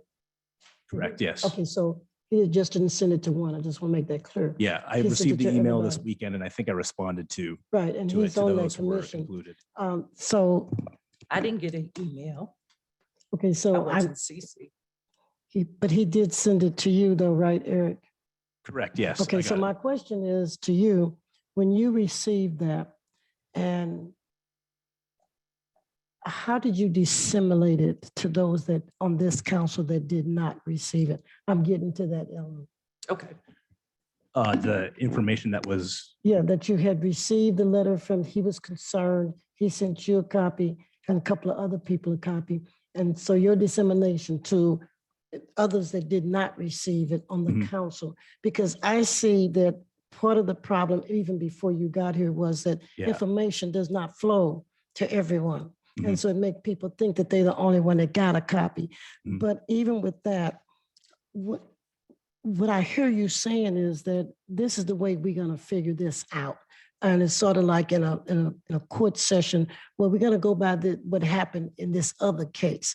When it's a simple fact that we have people sitting in Jefferson City that can give you the answer on what you need to do. We shouldn't be going back acting like we're lawyers here, because there are people sitting on different task force that know exactly know exactly what to do. And this should have been done, because this is not a secret, it just happened. As Councilwoman Laquita said, this has been going on for a while. And so to be very compliant with state statute, we should go to the state and ask the state, what should we do? How do you want us to do it? But what I'm hearing is saying is that because if I take Lippett's question The question is, we're gonna do well going forward because we all know what to do. But we're in a stalemate here, or we should be, because we don't have direction from the state. That's where the statute comes from. I would suggest, and I've suggested this to that commission, that we go, I suggested it to Lieberman, go to the state and get your answer, because there is calamity going on with that commission. And being the liaison, I know that for fact. There is calamity that shouldn't have to be. So I would suggest that we not make it up as we go along, so to speak. And I'm not suggesting that's what you have done, but to clarify and to be absolutely sure of what we're sitting on top of right now, we should be having a state tell us, oh, simple fix, just go by this.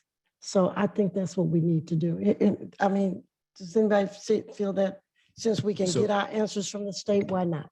What I'd say is that Elliot Liebson, who's the staff liaison for the EDST Commission, he's in the process of working with the commission to get an abatement letter to the state, also explaining exactly what we kind of just explained to you all today, which is that we've been collecting this funding, we've been expending this funding, but we didn't do our due diligence in the past and establish a commission. So it's asking the state for a kind of a clemency, if you will. That's an abatement letter. I mean, that's what, so everybody knows, that's the letter that I told him to write, but that's an abatement letter. This, what we got going on now with the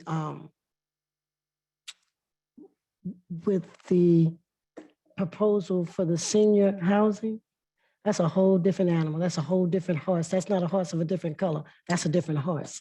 That's what need to be satisfied through the state. We don't want to come down the hill and think, oh, we should have done that, and now we got to send another abatement letter. State will give you one abatement letter, but they won't give you a stupid pass. Oh, you're gonna give you another pass, get out of jail pass. We got them coming in the miles. We need to clear this up. And to clear it up, we need to go to the state and let the state tell us what to do. Because this is their language. This is not our language. I don't want to give out the wrong impression to the city, making the city think that the commission is the one to give us our lead. We don't get our lead from anybody in this city from the commission when it comes to state statutes.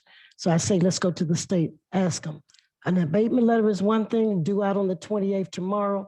It's supposed to be coming back down the troops. Let us look at it, see if it's what we said it was supposed to be. But this other thing is a different section, and we need to clear that up. I appreciate you listening. Thanks. But once you make appeal to the state, they are subject to do audit of the 5 years, 2016, 2017, 2018, 2019, and 20, that the funds were dispersed and didn't have a commission to pass it by, especially when the economic development sales tax was used and the TIF was used, when those two was not supposed to be used together. So we still have to go back and see what the state is going to say about that, because they're not just going to give us an abatement or let us pass for this when we got 5 years of not being in compliance. So it sounds like we need to have a comprehensive conversation with the state, not just about the RDA for McKinney, but also the McKinney development, the senior housing development, but then also all funds and all projects funded by EDST funding since the inception of EDST in 2016. Yeah, we talked about that earlier. It's going to go from the inception, from when we first talked about it, day one. They're not going to give you an abatement letter of agreement to your abatement letter until they have exercised all of that. Because that's like saying, oh, we'll give you a pass for that. But no, they're going to go back and take a look at from day one. Eric, you mentioned journal entries. Yes. So are the journal entries the only record of accountability for the disbursements? So yeah, so in our budget, we have journal entries for every single transaction under every single kind of account code. The problem is, and this is kind of one of the recommendations I had made to council kind of talking about how I wanted to deal with ARPA. I think it's best practices for us with our use of ARPA funds to set up a special revenue fund for ARPA with its own account codes. So that way we have not only journal entries, but we have journal entries related to account codes or specific projects that are being expended for the purposes of ARPA. What's been happening with EDST is that we have these interfund transfers. So you get the EDST sales tax into the EDST fund, and then there's a transfer from the EDST fund to the general fund. And once it hits the general fund, it's hard to track where those revenues are going. So I think there could have just been better fund accounting And also- principles implemented at the time we also, received the funding. With that journal entry comes a narrative. So with the narrative, if you did it in Pivot or if you did it in Excel or some type of system like that, there is an exclamation mark. And when you click that, it says, what happened here? You can tell your story that never happened. Right? Right. That was done. That was done, Right. exactly. So once that, I think Eric is on the right track. And once we get that settled, then we'll all know that, oh, what's the narrative? Well, if you go back and look at the 2016, 2017 budget, in the city manager's statement, it states that the Economic Development Fund had started being, the revenue has started coming in, but the monies were deposited in the downtown TIF. And then in 2018, 19, it states something different in the budget. So if you go back and pull all those statements from where the city managers had been making entries at the beginning of the budget, you could see exactly how they was writing the EST into the budget. Mhm. And it doesn't appear again until 2018. So. Well, and I would also just add that, as far as, and this is something you and I talked about, Eric, too, is, where the funds went, when the EDST funds went into general fund, even that transfer had to come before the city council. And so those transfers, it might be the best way to find the information on those things is going through the minutes of the different council meetings, which is a tedious process, I know. But not all EDST funds that were spent went into general fund. So that's something too I want to clarify.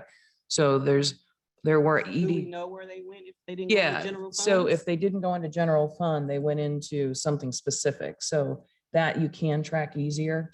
So we yes. got like PCS code. Yeah, and I mean, we have provided the EDST Commission with the history of the EDST journal entries for those transfers, above and beyond just non-inclusive of the general fund. The problem is it's the expense. So once it hits a fund, tying the specific expenditures to an account code in a fund where the EDST transfers have gone to, that's the part that you can't provide the further information for, which is why there's an EDST commission to begin with, is to create those reports annually that then documents those expenditures. From the council approving, we approve it as a whole and not as an entity. So if you don't approve a expenditure as an entity, you don't get to track it. It's all one enveloped, whatever that approval is. And so going forward, we only approve an entity and not a group. Everybody understand that? Well, for instance, I'm looking at the statement of revenues and fund balance, economic development from fiscal year ending June 30th, which we know that, but this is for the current, this is for 2021. So it has 2020 actual. If you look down, other financing sources, transfer to from EDST/CIST, $31,000. Transfer to from EDST general fund, $366,063. But again, once it goes to the general fund, we don't know. Right, because it's not an entity. That's what I'm trying to say, and I'm not disagreeing with you at all, okay? But what I'm trying to say is that and I don't know if it'll come up in our notes, but when those transfers come to council and there's conversation, like when Jeffrey Bloom would come and say, okay, we need to transfer EDST funds to general fund, then the question was always, well, what's it for? Well, it's for salary, or it's for this, or it's for whatever. I'm not quoting, I'm just making comment. So I don't know if that's in the notes. I hope it is in the minutes, but that's where I'm hoping against hope that there's some clarification when it went to general fund that may come from the council minutes. But we don't have an accounting No, we of don't. every year how much revenue was generated Right. in order for them to start transferring it. There's no way, I've been researching it. Back in October 2015, when Jeff Bloom proposed the economic development sales tax as 0.5%, X amount of dollars that he said was going to go into the EDS fund. Out of it, monies for road repair was supposed to, I have the paperwork at home if you want to see it, that I'd like to see that. I have it. Yeah, send it to I'll me. have it, and I'll bring it for everyone to see it. Right. It was proposed that X amount of dollars would go for infrastructure repair. X amount of dollars was supposed to go for economic development. That was one of the reasons that got us so excited about it. Right, and we walked the streets. Yes, we did. Knocking doors, getting the union and everyone. However, the revenue that came in was not clear, Eric, as to how many dollars was it. He proposed that the 0.5% will bring $1.2 million a year. However, we haven't seen the progression. Was it 1 million in October 2016? Was it 900,000 in 2017? You can't follow the tracks. That's all I'm saying. Wouldn't that be? That just seems like that's hard. I think that I mean, I get what you're saying, but it just feels. probably this is a conversation probably for budget, when we're doing budget. I will say, Eric, that I have asked for a couple of times that we all be outfitted with a paper copy of the budget. Yeah, I need one. I've been asking a whole year for a paper copy of the budget. No, I was just gonna that. bring that up tonight. And I'm at the point where I don't think I want to participate in budget without it. Because what we have going here right now, I know we use these computers every day, all day. I don't have a problem with that. But what we got going right now, I believe that we each should have a paper copy before we sit down to do the budget. Okay, then that way you have a trail and you can, if you like me and color coded, you can write your stuff down and you know what you're doing. Is everybody okay with that? Yeah, or if you're like me, you'll bring your magnifying glass. We would get a copy of the budget. We should have had the 2021, 22 budget in hand copy by now. Right, I mean, I've been asking them for it since the first day we should have had it, but we have not gotten it. And so now I'm saying, I don't want to do a budget without it.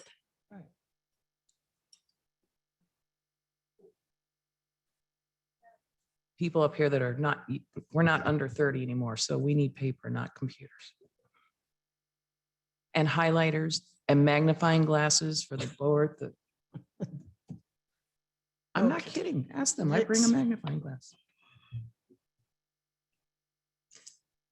Okay, let's move on because I can Thank see a you. lot. Okay. Thank you, City Manager.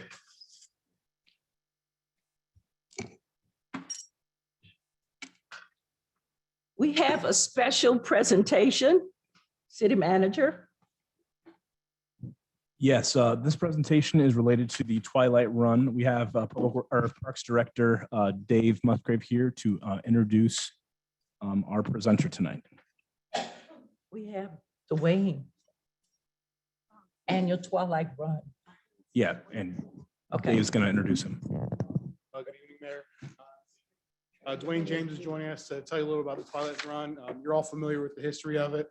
We did get the special event app from them probably a little over a month ago. Eric and I have reviewed that, and he's just going to fill in some blanks for you guys. So that's time. I'll give it to Dwayne. Hello, everyone. How are you doing tonight? Mr. James. How are you? Feeling good. Wonderful to hear. All right. I'll share my screen and do a quick presentation about this year's Ferguson Twilight Run. All right. Did that come through okay? Yes. Wonderful. All right. So this year's it's the 13th annual Ferguson Twilight Run. It's on May 14th, which is a little bit over 2.5 weeks away. All right. And so the Ferguson Twilight Run is an award-winning event. It's professionally timed. There's medals for all finishers. There's cheer stations along the closed course.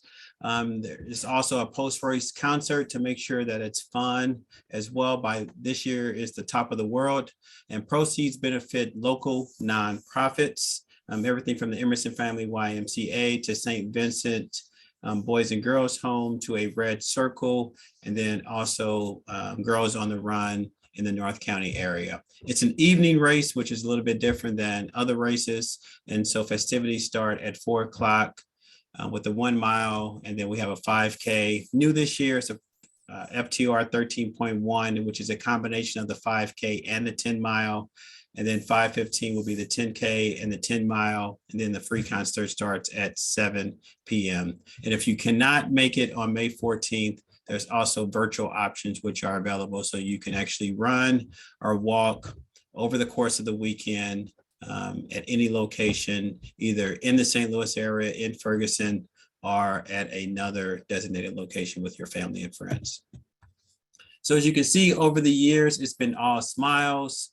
It's been people of all backgrounds, fitness levels, ages, that have come out to enjoy the Ferguson Twilight Run. It's a community event, so the entire community participates in one way or another, and it's always a great opportunity to showcase Ferguson, to showcase North County, and then to actually just have a good time with, again, your family and your friends, your neighbors as well. So I wanted to show the route. One, because the route does affect traffic through the St. Louis area. This year, we're going back to our 2019 course. And so it will be in person. So we have the plaza at 501. And then the 10K routes, I will show that just because it affects more streets than the 5K route. But it goes west on Suburban, north on Georgia, down Tiffin, Clark, off of Randolph, up South Florissant Road, on Church, Maple, then up Darce, and then down Elizabeth. And then it will go down Ferguson Avenue, loop around with Forestwood, Repshaw, and Meadowcrest, back down to Ferguson Avenue, Paul, up Bermuda, and then down Woodstock before it goes on the Ted Jones Trail, comes off through St. Louis Avenue and back to Paul to the finish area. And so with that, we will see a little bit of different neighborhoods. We'll have a couple of either downhills or uphills, as well as showcasing the Ted Jones Trail also.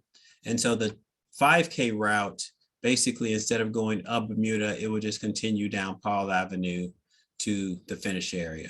And then the 10-mile route continues on the Ted Jones Trail all the way to the UMSA location and then comes back. So street closures is one of the things that makes the Ferguson Twilight Run special, just because the streets are closed to the runners and the walkers. It also requires that our residents, our visitors actually understand that the roads will be closed for a period of time on this day.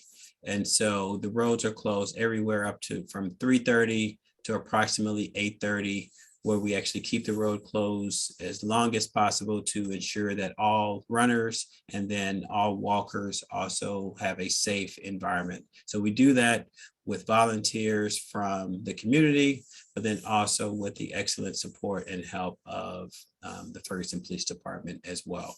And so the way that we're actually notifying residents along the street closures, we've been putting out information on social media. We've also utilized the local newspapers, and then we will be going door to door to actually put out door hangers. And then we will actually put out yard signs as well, letting people know that on May 14th, there will be some street closures that would actually impact their normal Saturday routine. Any questions thus far?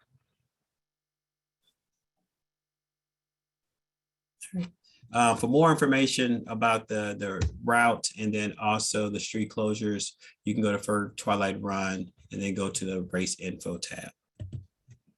So partnership with the city of Ferguson, personnel support, everything from the Parks and Rec to Public Works. We talked about police support and fire and ambulance support. This has been a true benefit to the race ever since the first year in 2010. Seeing our city staff, city workers come out to support the race, to help with the planning and then also the operations of the race, and then helping with waiving of permit fees, room rental fees, so we can actually do packet pickup at the community center, using the insurance policy to ensure that everything is covered. And then we have informational signs and ensuring that we can go ahead and put those informational signs in the right of way, so that area between the sidewalk and then the street, just so we can get the information out there as well. And so with that, it's a great partnership with the city of Ferguson, and understanding that asking all of this, there are fees that are associated with the city that we're asking for a partial donation from the city to offset some of these costs. Understanding that the money that we actually raise goes directly back out to beneficiaries. You know, no one is paid on the volunteer planning committee.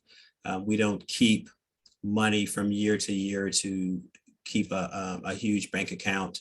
We basically put the money out to the beneficiaries, keep enough for operations, everything from tax services, bank fees, supplies to market the next year. And so the more that we can actually get from sponsorships and in-kind donations, the more money that basically goes back out to help with the operations of the run and of this event. Just wanted everyone to know, as I have your attention, registration is still open. We're close to 600 registrants this year.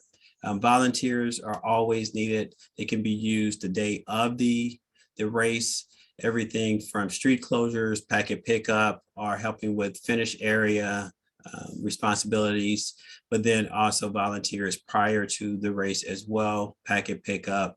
We've had volunteers offer to go out and sweep the route to ensure that trash is picked up, that the route is beautiful.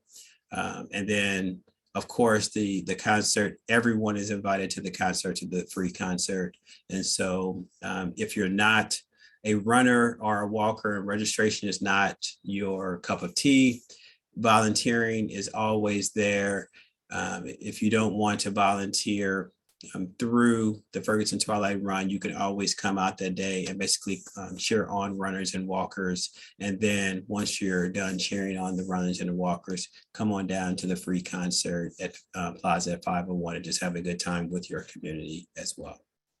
And there's, of course, more information on the FergusonTwilightRun.com for details. I'd like to thank all of our sponsors. It's always great to get an organization or an individual or family to say, look, we support the community, we support the Ferguson Twilight Run, and we would love to basically provide some type of monetary donation or in-kind donation. And we cannot thank these individuals, these organizations, these institutions for supporting not just the Ferguson Twilight Run, but supporting the Ferguson community and then supporting all the runners and walkers that come out and participate as well. And of course, our planning committee is, I get the honor and the privilege to do this presentation, but I represent the entire planning committee that meets on a regular basis, everywhere from starting in October for the next race. And we meet on a monthly basis, then it goes to every 2 weeks, and now we're meeting on a weekly basis to ensure that the race is fun, it's engaging, it's inclusive, and then ensuring that all of the smallest of the details are thought about, considered, and worked through. So on May 14th, the runner, the walker experience is top notch. And then if you have any questions, you can always look at the website, fergtwilightrun.com. We're on social media, Facebook, Instagram, and Twitter. And all you have to do is do a search for Ferg Twilight Run. You see pictures, you see our race ambassadors that are going out and sharing information. You always see that ask for additional registrations or volunteers. You can always email racedirector@fergtwilightrun.com or call us at 314-325-2197. And that is my presentation for tonight. Any questions that you might have?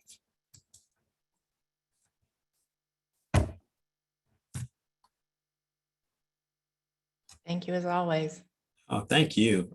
Each of you on the dais have supported the race, the event in some capacity, in some way. So I always tell people outside of Ferguson, yes, you might know me through the run, but I represent the entire community. This is the community's race. And so everyone has basically supported, engaged, been active, some way or somehow with this event. And it's always a great time. So thank you. Thank you. Any questions? Hear none. Thank you, Dwayne. Appreciate you. Thank you, Mayor. Okay. I got a question. Oh, he's gonna, that's okay. Okay. The special presentation is closed. We are going to move to our consent agenda. The city council meeting minutes, special meeting minutes, March the 3rd and March the 22nd. Are there any corrections?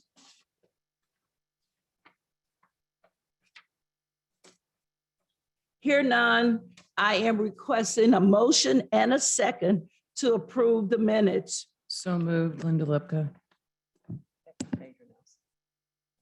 All in favor? Aye. Any opposed?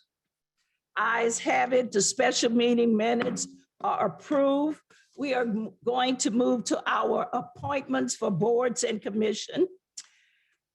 As you know, the redistricting commission has been working. We had one gentleman who could not finish the term. And so that gentleman was in Ward 3. I asked the councilman and the councilwoman to suggest someone to me to be appointed to the redistricting commission, which is a mayoral appointment. And tonight I am appointing Mike Salant from Ward 3 to fill the unexpired term on the redistricting commission for Ward 3. Mayor, can I also add to the agenda? I'm getting ready to go there. Okay, thank you, ma'am. I'm getting ready to go there. Thanks. FNIP, the Ferguson Neighborhood Improvement Program. One of the members sent in a resignation letter, and Michael Lanero. No, it's Lizzie Lanero for this one. Lizzie is going to do that, okay, Yeah, so Lizzie Lanero is FNIP. okay. I mean, FSPD. See, now you got me doing it. FSPD. FNIP. No, I said that incorrectly. So Lizzie Lanero would like to be appointed to Robin Shively. Robin Shively resigned from FSPD. Lizzie Llanero would like to be appointed to FSBD. Okay, I got it. Okay. FNIP is Lizzie Llanero. No, FSBD is Oh, Lizzie. FSBD is Lizzie. Correct. Okay, got it. To fill the unexpired term 2024, it's a council appointment. Correct, so, yes. So I would like to make a motion that Lizzie Llanero be appointed to the FSBD board. Second. Are you ready to vote? All in favor? Aye. Aye. Any opposed? Ayes have it. Lizzie Llanero is going to the FSBD. Correct. The next appointment is for FNIP. As you know, Mike Palmer was on that board and he no longer can sit there. So we have Michael Llanero going to finish the unexpired term to 2024 for FNIP. Right, and you know, it was hard work finding another mic. No, I'm just kidding. No. It's a council appointment. So I would like to make a motion to appoint Mike Llanero to the FNIP board to fill Mike Palmer's seat. It has been properly moved and second. Are you ready to vote? All in favor? Aye. Ayes have it. Michael Llanero will go to FNIP. Thank you, Mayor, for adding that. Problem. The next item on the agenda is liquor license approval. Clerk Pittman. Mayor Jones, before we leave this, there has been someone waiting to be approved for the city, for the council for the library. Benton, you got that in your file on. Is it in the March 20 Dropbox? On March 22nd. Okay, I'll look. Okay. Thank you. Okay. City Clerk, Yeah. For liquor license. I believe we have a representative here. They may be on the call. Jacob DeFay or someone from Family Dollar.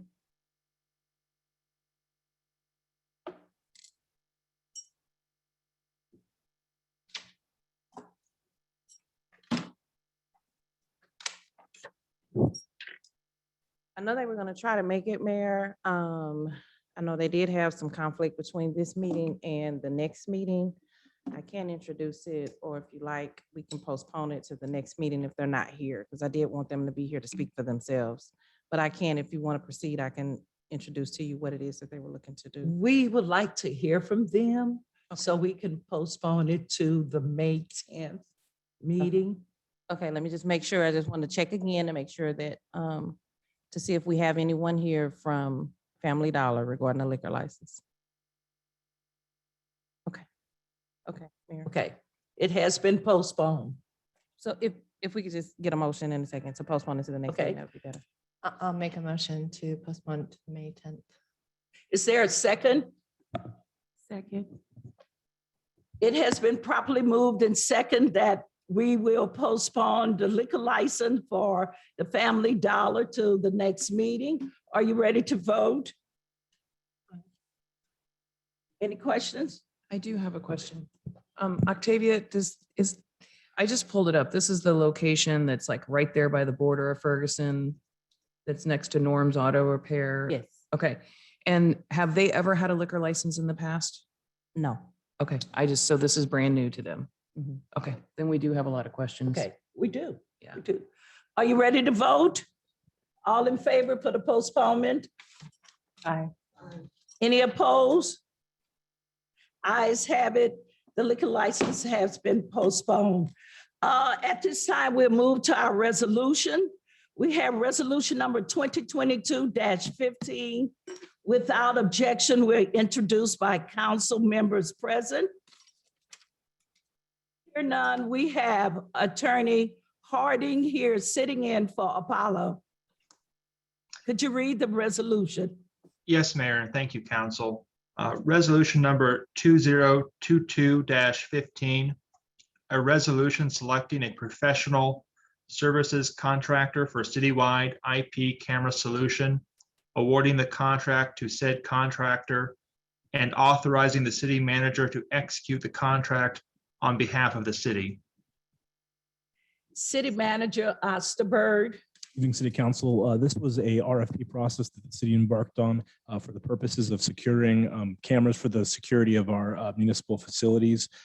Tonight is Parks Director Dave Musgrave, who led the RFP process and met with staff and the companies to figure out what was going to be best for the city.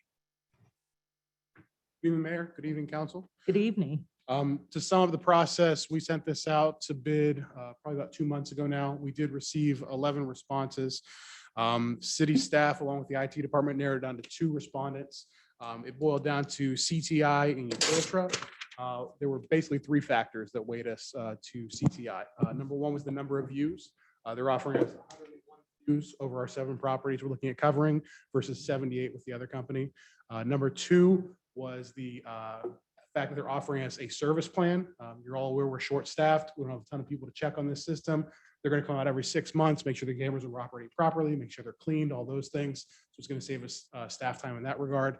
Number 3 is that we've had a relationship with this company in the past. They've implemented the last 2 phone systems we've had here at the city. So we know their customer service is reputable and we know they do a good job with their products. So those were the 3 factors that weighed into our decision. I'll be honest, they are about $20,000 more expensive than the other company, but just the number of cameras alone outweigh that in our opinion. So that's kind of where we're at right now. Long term, we did budget, I believe it was $150,000 for this project. It's going to come in over that. So we're willing to do a budget amendment for the CIP to execute this, but that cost is covering us for 5 years. So we don't have any more costs for the next 5 years for this camera system. So that's where we're at. So the additional 20,000 is actually covering a service plan for 5 years. That's a whole lot cheaper, yeah. And the number of cameras. We're Right. getting almost 25 additional cameras as well. So we've got like what, over 100 extra views? No, it's 25 extra views. It's Oh, 101 25 extra cameras views, versus okay. 78 cameras. Okay. So it was if I remember reading correctly, it was a little over 100 total views. Correct. Okay. And as you know, we've had issues with catalytic converter thefts, a bunch of things going on outdoor. This covers all our city buildings. So it's a good step in the right direction. It is. Any other questions? Few questions. After the 5-year period for maintenance contract, what is the associated cost with maintenance after that? We're going to go out to bid with that again, as far as maintenance and that kind of thing.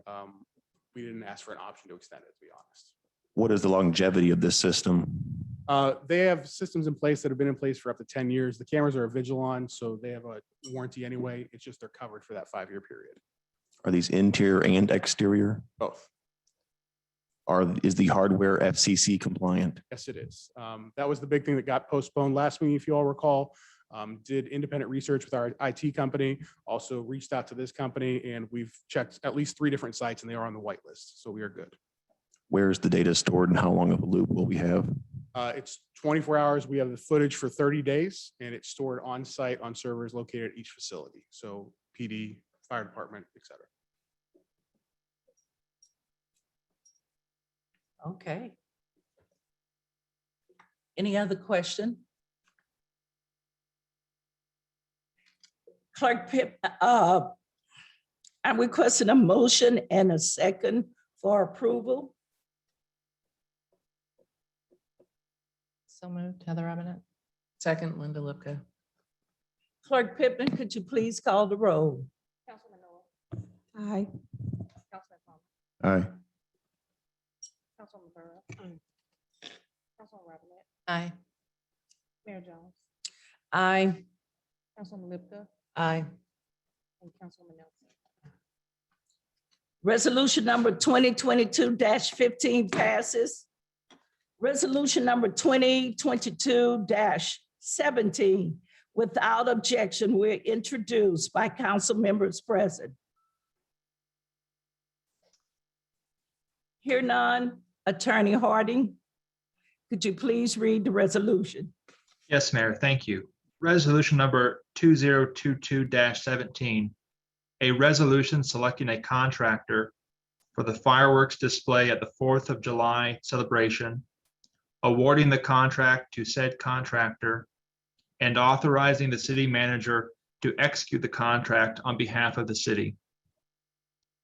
City manager.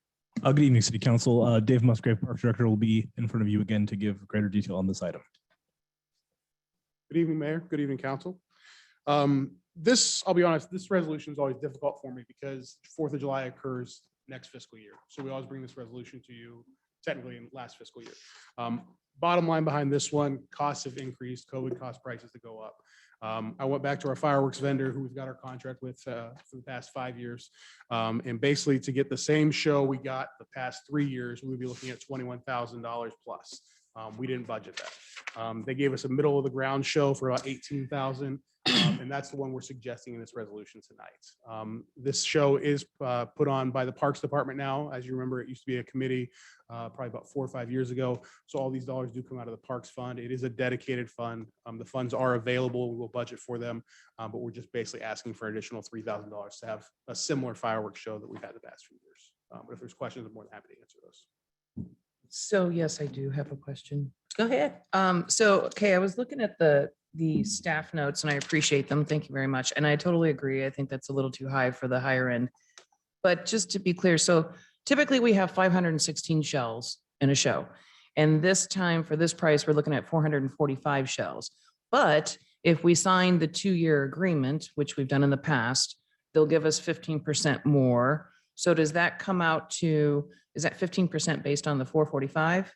Included in the 445. Oh, no. I gave you everything we could. That sucks. All right. Yeah, well, I was actually getting all excited because I was like, well, if it's 15% based on the 445, that's not too terribly different. But if that's included in the 445, they darn well better make them good ones because I don't want those poofy ones that just go out real fast. So I was gonna say there may be a few seconds in between them this year to stretch it a little bit as well. that, you know what, there's nothing wrong with that because people really enjoy just like experiencing it. And when they go too fast, you can't, it takes away from it. So I have no problem with a little bit of time between them. Any other questions? In this memorandum dated April 13th, it states that this also extends the contract 3 additional years, correct? It does. So when we sent this out to bid, it would have been 2 years ago. Well, we get additional discounts for signing a multi-year deal. So basically we're signing an additional contract for another 3 years by doing this again. Did we receive other estimates for the cost of this display? Not for this specific one. When we did send it out to bid 2 years ago, yes, we did. They were the cheapest, honestly.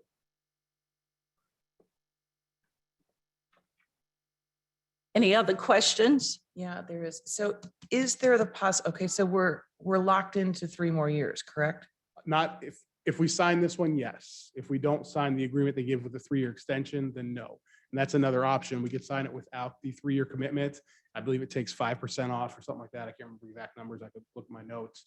But then we would just be locked in for 1 year and we could send it out to bid again next year and start fresh. And that is an option. It's up to you guys. Can you use that as a bargaining tool in the sense that we've been with them for a while and now, you know, I would, if they're going to do this, then I would say we don't sign a 3-year bid with them because now it's time to shop them. Yeah. If they don't want us to shop them, then they need to do something to show us that they want to be our company. So if they want, can you use that as a bargaining tool? Because, you know, if we're looking at 445, then go ahead and get my 15%. It's 66 more shells, you know, so if you could do that, if they don't, then I don't see why, if their commitment to us isn't as strong as they're asking our commitment to be to them. That, I don't know, any other council members want to chime in? That's just my opinion. Well, you know how I stand. I think we should always get an extra opinion. I think that we should always give somebody a chance to get in.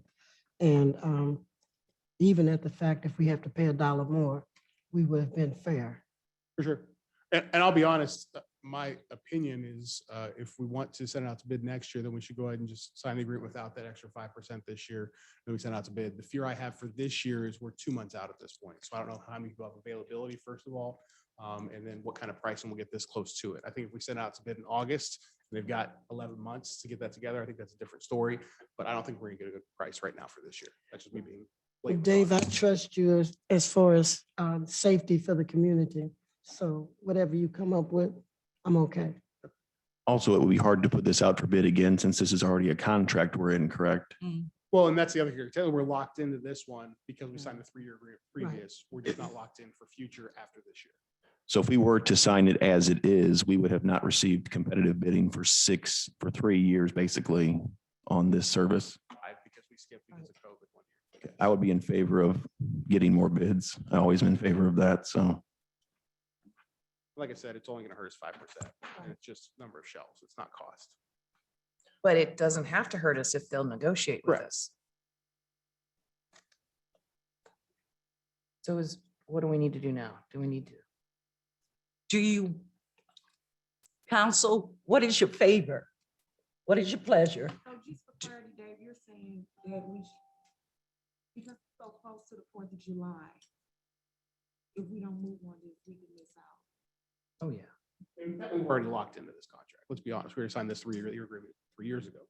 So I think we need to sign the agreement, but we could pull out the 5% clause for extending the agreement at this point. So you'd probably want to amend the resolution to indicate that. And then I can go talk to them about negotiating for that 5% without extending it, explain that we're going to go out to bid for next year. I think that's the best deal. Okay, put a motion on the floor. So I would put a motion on the floor that we pull out, that we sign a contract for 1 year and we pull out the 5% discount for a multi-year contract. Second, It has been properly moved and second. Are there any other questions? If not, Clerk Pittman, could you please call the roll? Councilman Palmer, Aye. Councilwoman Burrow, Aye. Councilwoman Robinette, Aye. Mayor Jones, Aye. Councilwoman Lipser, Councilwoman Nelson. Aye. Resolution number 2022-17 passes with amendments. Next, we have resolution number 2022-18. Without any objections, it will be introduced by council members present. Hear none, attorney? Yes, Mayor. Resolution number 2022-18, a resolution selecting a contractor for the demolition of 9315 West Fluorescent Road, awarding the contract to said contractor, amending the previous resolution 2022-09, and authorizing the city manager to execute the contract on behalf of the city. City manager? Good evening, City Council. This item is for the RFP for the demo on West Florissant. It's that car wash. This is the first step or the next step moving towards the establishment of the community pavilion over on that location. Dave Musgrave is here to provide further comment. Good evening, Mayor. Good evening, Council. As you recall, I brought an RFP, I believe it was 2 meetings ago, for the demo of this project. I met with the contractor on site, and we own both properties, the car wash property and the one adjacent to it. And he basically explained that he could further our progress by getting rid of the brush in between the two properties and clearing out more of the trash in the rear of the property, as well as backfilling the pits from the car wash with gravel, basically getting the site more ready for additional $13,000. This is a grant-funded project. We budgeted $42,057 for the demolition and site prep. This would take us to $30,000 of that. So we still have about $12,000 remaining that we budgeted for this project. Basically just not wanting to go and have to get somebody else to come back in and clear that brush, clean up the trash, and get it when we already have somebody mobilized and ready to go on it. I do want to also let you know that I got back some results today from the car wash site. There is a little bit of asbestos in about 100 square feet of that property, so that's going to have to be remedied as well. So there will be additional costs down the road for that as well, but that'll also come out of the demo project. So, And there'll still be money left in the demo project to cover that asbestos correct. expense. Right now, we'd have about $12,000 still remaining. Okay. So is this proposal dated April 12th? Is this additional services other than we've already got bids for before, or this is the demolition? This is additional. So the demo went out to bid to just take down the structure and nothing else, basically structure and debris at the site. When I met with the contractor, he said that we could also clear cut the brush in between, get the additional trash with the trailer at the back of the property, and then also get rid of the footing of the building for an additional $13,000 on top of the bid. So the grand total would take us to $30,000. So did the initial bid include removing the vacuum pillars, all the asphalt pavement, the pole mounted sign? No. Okay.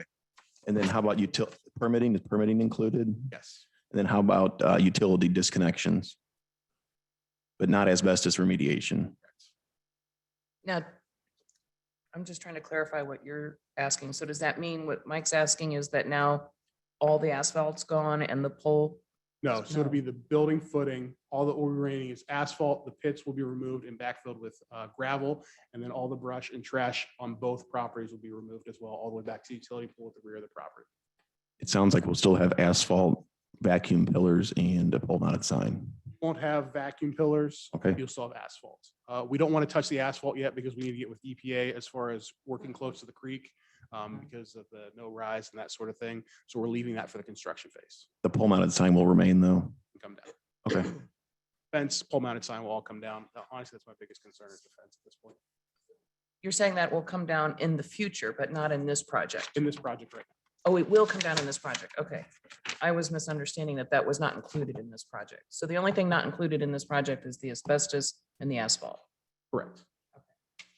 One question I do have is, should EPA testing or environmental testing come back favorable on the asphalt? Is that something we could do in-house with our high lift and use the asphalt to fill the Bermuda pool? Yes. Well, I shouldn't speak for Public Works, but in my opinion, yes. Truthfully, we could have used our Public Works in-house for this, but with those pits there, we were worried about machinery falling and then that sort of thing. Thought it was safer for our guys just to bid this one out. But once those are backfilled and level, then yes, I think our guys will be able to handle it better. Thank you. Any other questions? None. A motion and a second for approval. Second, Phaedra Nelson. Clerk Pittman, could you please call the roll? Aye. Councilwoman Robinette. Aye. Mayor Jones. Aye. Councilwoman Lister. Aye. Councilwoman Nelson. Councilman Parker. Aye. Resolution number 2022-18 passes. We have a bill for the first reading, bill number 7226. Without objection, we're introduced by council members present. Hear none. Attorney, could you read the bill by title only? I have a question before he does that, Mayor. Yes, Mayor. Bill number 7226, an ordinance of the city of Ferguson, Missouri, imposing a use tax for general revenue purposes at the rate of 2% on the privilege of storing, using, or consuming within the city any article of tangible personal property pursuant to the authority granted by and subject to the provisions of section 144.600 through 144.761 RSMO. Such use tax to be primarily used by the city of Ferguson to support the general operations of the city of Ferguson, including the retention and attraction of public safety and other employees, providing for the use tax to be repealed, reduced, or raised in the same amount as any city sales tax is repealed, reduced, or raised, and providing for the submission of the proposal to the qualified voters of the city for their approval at this state primary election called and to be held in the city of Ferguson on August 2nd, 2022.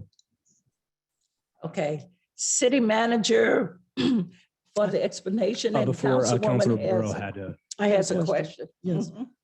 I am in favor of what Nick had proposed when he was in public comment. Because where we are now, as a city, as a team, where we are financially, I think it makes sense to wait on this. And that's what I want to put to the council, if they would consider the postponement of this until April. He did mention a cost differentiate. Clerk Pittman is the one who works with the cost of each each election. Is that not correct? To some degree. Okay. Is there a difference in the price that you would know of between the August and the April election? Yeah, there'd be a difference. There would be an increased cost simply because we're holding the election. So if we were not to hold an election, we would not have that cost, but we would have the cost in April because we are holding an election in April. But in terms of what the cost is, the estimate sounds about right, but I'm not exactly sure what that number is, but that estimate does sound about right. So this would basically be something that we are putting on the ballot in August, but it's not our regular election in April. Right. Okay. I agree. Okay. Well, put a motion on the floor. I'd like to take the motion for Bill number 7226 to be postponed until the April election.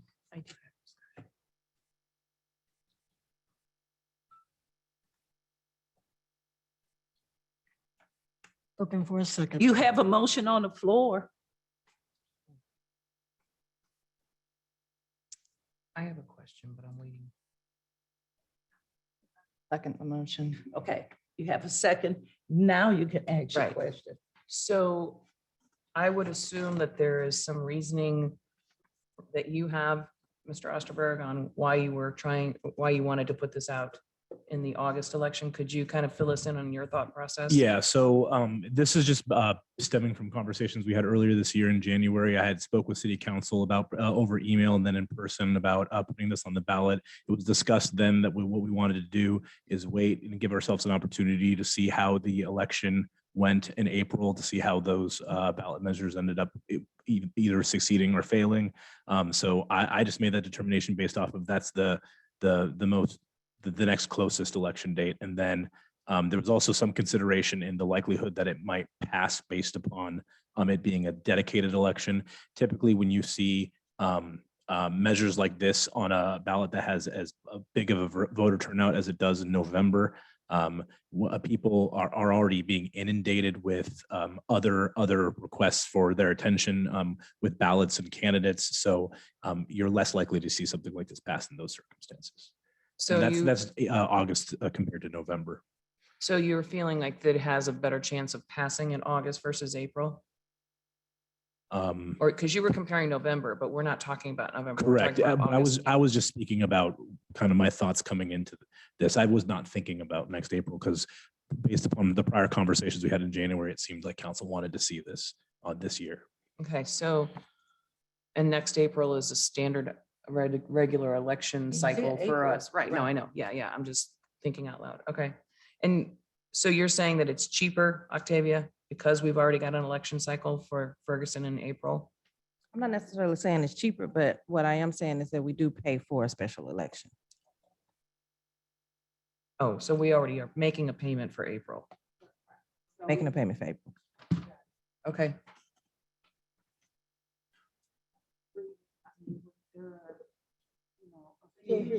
Please. I'm sorry. I do agree that when, like this past election in April, there were like 6 or 7, I mean, not only council, but then the other initiatives and, it could get lost.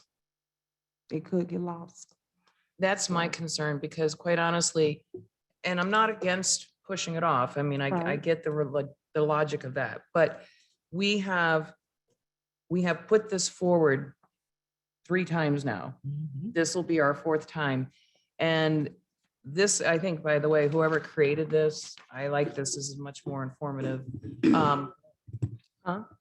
Missouri Municipal League. Okay, well, the thing about it is every day that we don't have this out there, we are losing funds. And these funds are funds that can start helping us with this budget process that we're getting ready to start. And these funds can help us get our salary levels higher for our first responders, because that's where we need to be. If we want to finish the consent decree, we have to meet the DOJ's requirements. And one of the number 1 requirements is that our police officers have a competitive rate of pay that they've determined. And so I'm always looking at what can we do to get there faster, quicker, stronger. And I understand the logic that Mr. Kassoff was giving, and I think there's a lot of value in that. And I understand Councilwoman Burrow seeing that logic. My only concern is, and on the flip side of me saying this, we've waited this long, what's waiting a couple more months? Hey, what, you But- said it's been on there 3 times, Right, right? but the thing is, we've just missed it every time, and I want a strong opportunity for this to pass. I don't like, Councilwoman Noah said, we can't afford to let this get caught up again. We can't get stuck out to sea and sink. It's time for us to get this going. It's time for us to get this money. Everybody around us is getting their portion. We're not, and we're the ones that probably need it more than the people around us. And when I say people, I mean communities. Let me just So interject something. there's Linda. both sides of this, and I would like to say that I'm not gonna die on this hill, and I'm gonna support what this council wants to do. But I personally would like to see us have it as possibly unopposed, or have other things opposing it on the ballot. I'd like to see it have it stand its own ground and pass sooner than later. So that's where I'm at. I just want to say this, and I hear what you're saying. This is a situation that has to be worked. Yes, you have to work it. You have to work it. We have a lot of things before us. We've got some promises and some vows that we had made to these citizens. This is something that has to be worked. And I don't want to see us falter in anything that we have promised the citizens that we would do. To work this in the manner that it needs to be worked, we need to be in a certain position. We're not there. I'm going to agree with you on that. And I'm going to take you one step further. If like we're playing cards, I'm taking you up the Okay. ante. All right.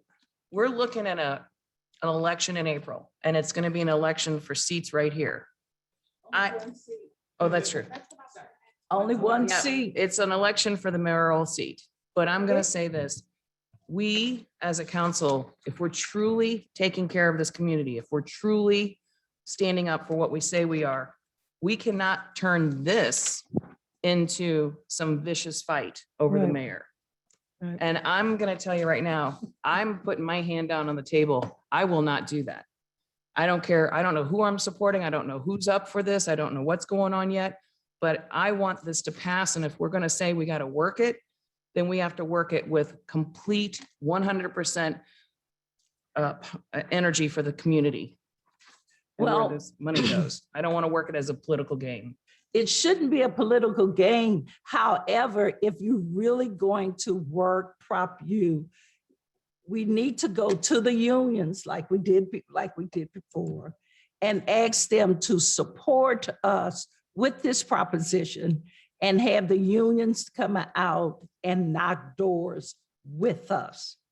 That's how we got the economic development sales tax. So it's not a political game. It's how much work we're gonna put in it. And are we gonna seek the support of the union and other entities to come out and knock doors? That's not a guarantee. I've been in union. That's been my job. And so that's not a guarantee. And we have had the union the 3 times that we've talked about this before. It's not like we're just going to go to the union for the first time. Every time that this has come up, we've talked to the union every time. So all I'm telling you is, folks, this has to be worked and it has to be diligent. And I don't think we're ready at this point. I think we ought to wait and move it So the to. last 3 times this was up, you guys talked to the unions as Yeah, well? of course. You can't make a move like this without talking to the union. Did we So- talk to the unions as a council? Because I didn't. No, not. Do this as, I mean, this isn't city like offered up. This is, we do it as individuals. We Mhm. cannot be the city. Right, that's what I was gonna going say. to I don't voters. remember. That's correct. We would get in major trouble. In fact, I want to point to University City, who just put Prop U on their ballot. They use general fund dollars to do a mailer campaign. I didn't see exactly what the language is, but the lawsuit is alleging that the language about the informational aspects of Prop U were being in fact used to campaign for Prop U. So the city is now facing a lawsuit for that reason. Well, So- we did have a fine for doing that one time on another election. So I really do understand. You remember the fine? So May it I- has to be worked. May I just give some pointers about Prop U while we're here? We're still Just on a the couple- question area. Yeah, okay. Just a couple of things with Prop U, just for council's knowledge. I spoke with Pat Kelly, president of the Missouri Municipal League, and what he let me know is that what we can expect in revenues permanently moving forward if we are to pass this sales tax would be between $1 and $2 million. And that's additional monies that we have in our general fund moving forward. Pat Kelly also, just so you know, the information that was included in the council packet tonight is from the Missouri Municipal League. And that is the information that you see a lot of cities posting on their websites or political action committees circulating within their communities. I had a question for the city manager. I think you were going to follow up with the state possibly and see if we could determine, I mean, this tax is already being collected. Yes. Yeah. So Is there, or we've been told it's been being collected, but if it is or it is not, is there a way to know where it is or what's been going on with it's that? difficult. It's difficult because, speaking with Pat Kelly, the MML, the state is rather reticent to say anything. What we do know for a fact, though, is that if any citizen in the city of Ferguson right now goes to Wayfair, for example, Wayfair, if you go ahead and put an order to your home, you'll notice that there is a sales tax rate being assessed on that purchase. The question or the mystery is, where's that money going? It's going one of two places. Wayfair is sitting on that money and not remitting it. Two, the state has it, but they're not remitting it to cities. Just so that you all have the background of the community and city council. This goes back to a Supreme Court decision. I think it was North Dakota versus Wayfair. One of the Dakotas rather. And what the Supreme Court decided in that ruling is that there's a physical nexus created by an online retailer, regardless of whether or not they have a brick and mortar store. So the Supreme Court essentially ordered the businesses or released a legal opinion that businesses who who have a non-physical location, but a physical nexus in a state ought to be paying that state, county, and cities sales tax rates. You'll see, if you look across the country, you'll see different states and different cities responding differently to the decision of the federal government. For whatever reason, Missouri has just decided that this represents a new tax. Therefore, the electorate needs to go ahead and initiate the collection and remittance of those taxes. So it's kind of a complicated issue, but I figured it would just be prudent to give some of that background. So my question is, I'm sorry, Phaedra, did you have something? So when we say work it, can you define that? I mean, because what I'm envisioning is walking door to door. Okay, good. Then I'm good. We're on the same page. So my thought is this, and I'm kind of flipping Nick Kassoff's comment a little bit, where I do agree with him about the confidence level and everything else currently. But what would it, saying let time go by so that the community can see confidence being built amongst the council members. I'm wondering if confidence can't be built if you see this council right now out the gate working together for this bill for an August ballot measure. May I ask a question? So in April, outside of the mayor race, what other initiatives would be on the ballot? Just Don't know yet. these, okay. Because we have nothing else on the ballot in August, correct? Correct. So, Because it would be a special election for the purposes of Prop U. so if we out the gate, this council together got out there and started working this for August, and then we have a single issue on the ballot as a mayoral election for April, and we allow these two things to stand on their own accord, I'm just putting it out there. Okay. There's a motion and a second on the floor with discussion that bill number 7276 be postponed to the April 2023 election instead of August 22 election. What is your pleasure? Are you ready to vote? Clerk Pittman, could you please call the roll? Mayor Jones? To postpone it to April? Yes. No. Councilwoman Lipton? No. Councilman Nelson? No. Councilman Noah? No. Councilman Palmer? Aye. Councilman Burrow? Aye. Councilman Robinette? Aye. What is the vote count? It's 4 no and 3 yes. So bill number 7226 will not be postponed to April 2023.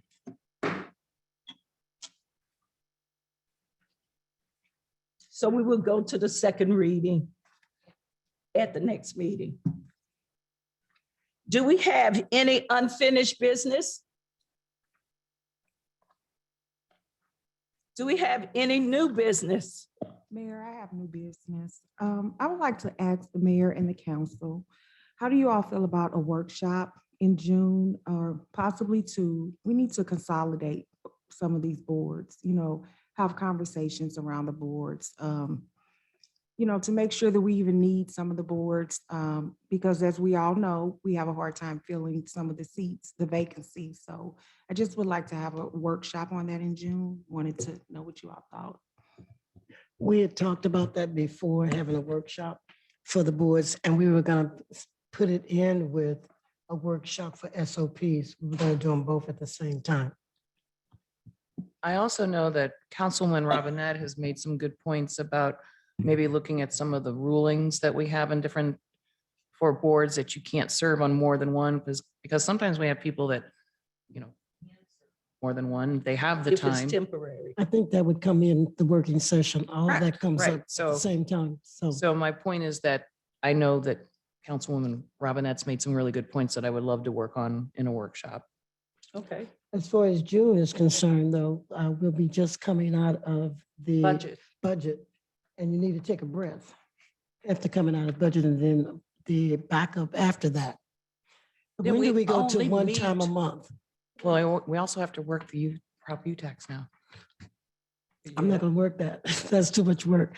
When we're gonna be doing once a month? Is that July, August, or is it August, July and August. July and August? Uh-huh. So Okay, well, hopefully early fall. I mean, I just don't want it to be pushed off and then next year we're having the same conversation. Yeah, I think there's a kind of a consensus among most of the council that it needs to be looked at, whether it's combining boards, lengthening terms, allowing people to serve on more than one, as long as there's not a conflict of interest. I think there's some good work could be done as long as we do our homework prior to some sort of a meeting. Well, I would also say too, our budget process, our meetings for budget are done in May. All that happens in June is it goes before, comes before us as a finalized statement or document. And if we keep it to one subject at a time, then it won't be a long drawn out workshop. So if we wanted to do a workshop in June simply on boards and commissions, great. If you feel that doing a workshop on SOPs is important to do first before boards and commissions, then let's do that. But I think I personally think we need to get something in. I agree with her. I think, and I agree with you, Tony, that the SOP workshop too. And I think we should try and look at June, because when we get to July and August with one meeting, we're packing our schedules with our personal lives. And I don't want to come to meetings in July and August outside of that one council meeting. So I would say that budget's done in May, do this workshop in June, whatever the topic may be, and then go to your one meeting in July and August. The city manager, your strategic planning session, we still didn't finish that.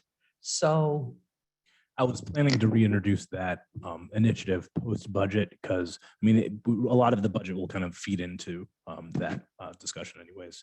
It's kind of hard to have. It's a multi-session, you want to have a couple retreats too built in. So it's quite comprehensive, and I didn't want to have that interfere with the budget process. That sounds like September. I would move that we would go for boards and commissions in the fall, September, early fall. I think that SOP should take preference because we need an SOP for this council. And to go any further into it, then we just treading water. Set a date and commit to that date.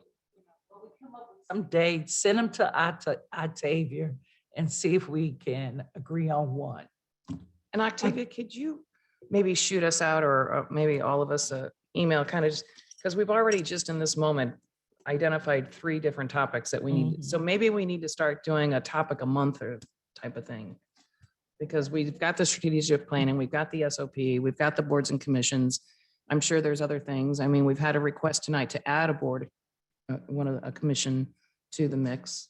So that I'm clear on what it is that you're asking me. So can you just shoot us, I guess maybe keep us on track with the topics that we are wanting to approach? Because it's very, like Councilwoman Noah said, she just doesn't want to see it get pushed off and fall off the edge and never happen. Okay. Any other new business? New business closed. We move to our miscellaneous portion of the meeting. Councilwoman Noah.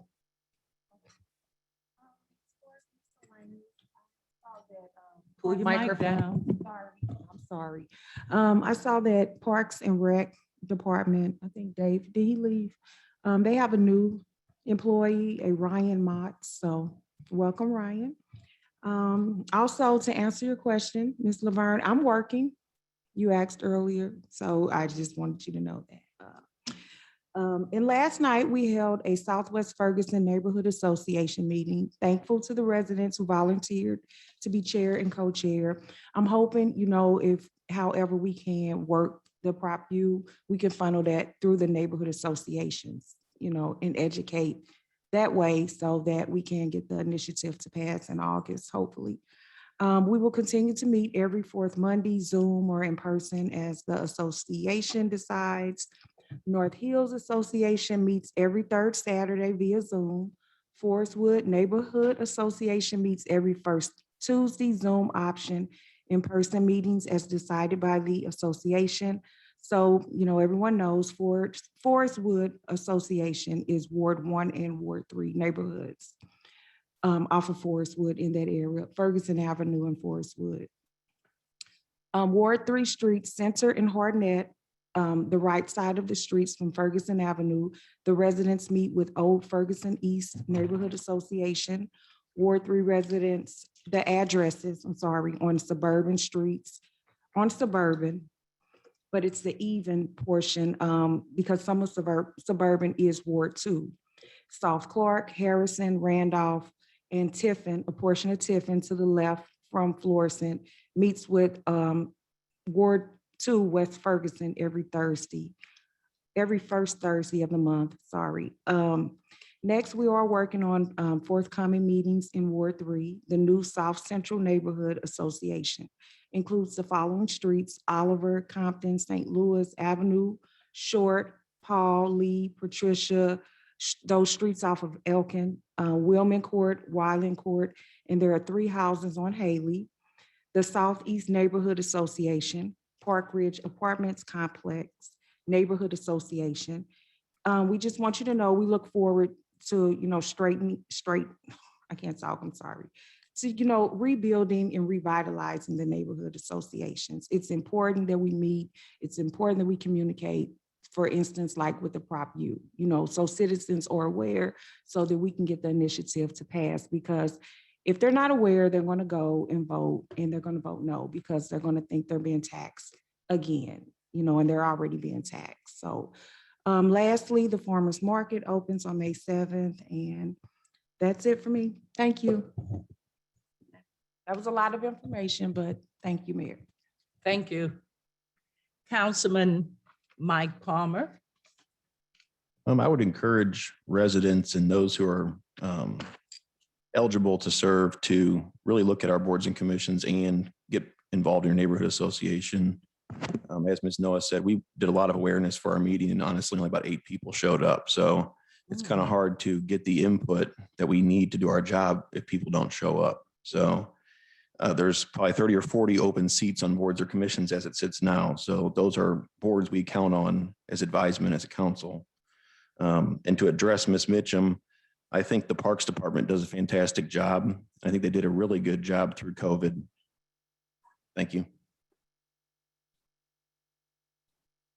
Councilwoman Burrow. Thank you, Mayor.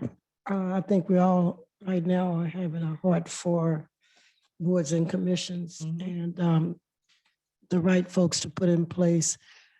We cannot make it without our citizens being a part of what we do.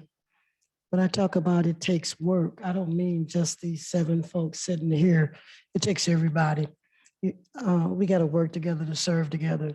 And if you know folks that would be encouraged, I spent all last week talking to different people. There are some people that are interested in being on, and we got to make some changes to the rules about you can only be on one board or one commission. I mean, we multitask all day, every day. And so that's a rule. I don't know how it got started, but it needs to be an end because some of the people that we need are sitting on other councils just twiddling their thumbs when they could be working hardly on something different. So, Dave, I'm going to talk to you about Jasky Park. Dave knows my passion for parks, so we're going to do some stuff. And so I'm grateful to be able to work that Jasky Park.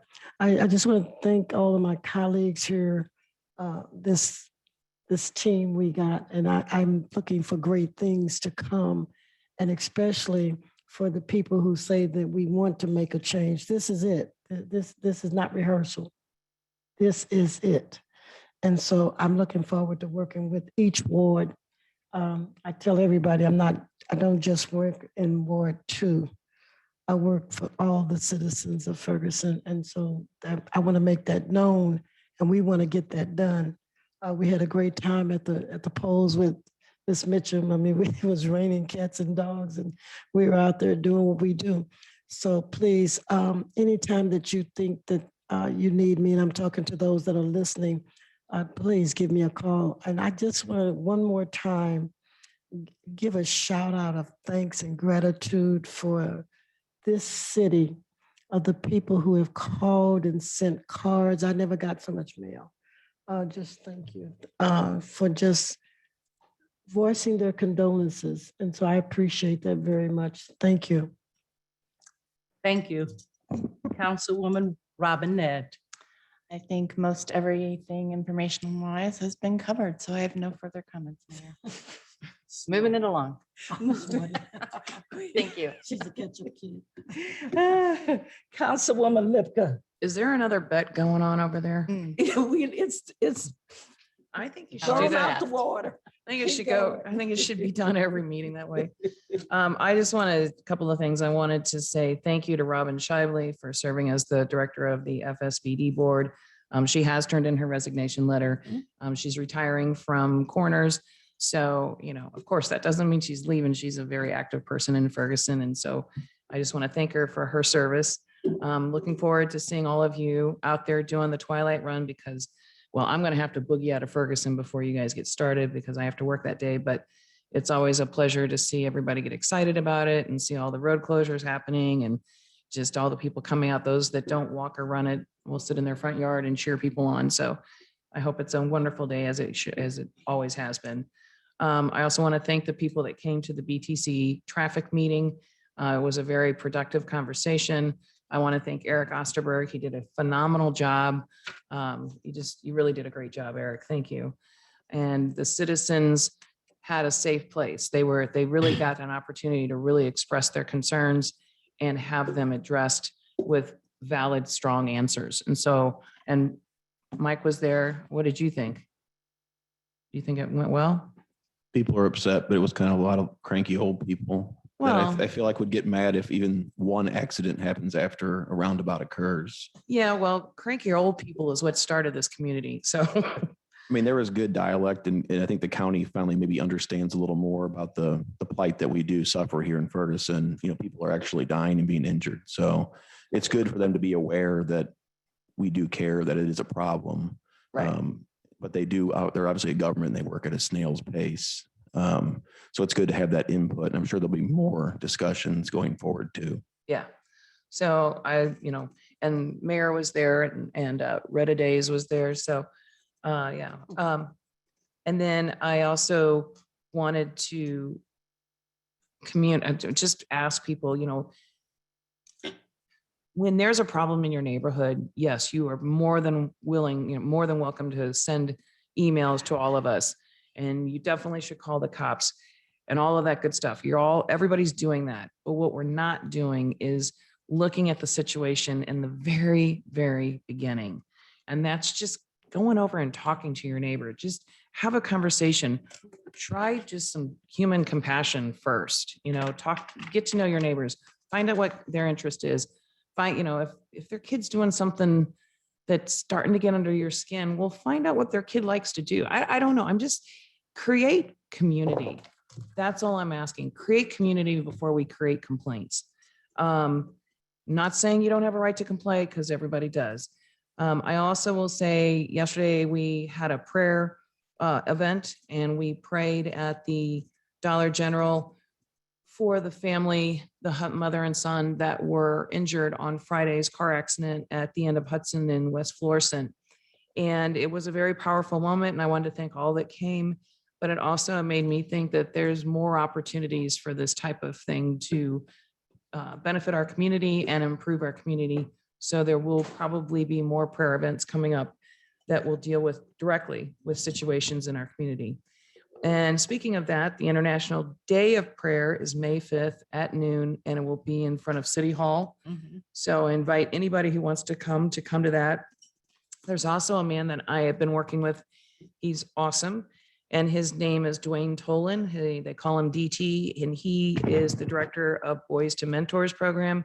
He is doing a cleanup, and Mayor talked about this last week. He is doing a cleanup on Friday at 1 o'clock. And if he's asking for volunteers, just if you're tired of being in the house, if you work from home, take a break. But they're going to meet at Laganda. I don't know if that's how you guys say it. That's how I say it. Laganda and Blanding, and they're going to work their way up to Castro. And it's a cleanup, bring your dirt, wear your old clothes, bring some gloves, wear tennis shoes or boots, and come on out and help clean up. The more these boys see the community coming out to work with them, the more these boys are going to feel valued to work with us. I had a quick question, Linda. Yes. On the National Day of Prayer, that's a mayoral thing for Ferguson, is it not? Through the Ferguson Ministerial Alliance, we've been doing Yeah, it for they years. do it here in the Right. front. Oh, okay. I thought there was something Linda was talking about. I'm just No, making sure. it's- Okay. No, they Right. have always. Right. We just want done to a make it day of clear because prayer. I was confused. Okay. No, it has always been here. Okay, thank you. Minister Alliance, Pastor Jose, all of Okay, them all from right. that group, the day of prayer. Okay. Anything else, Ms. Lipka? No, ma'am. Thank you. Okay. Councilwoman Nelson?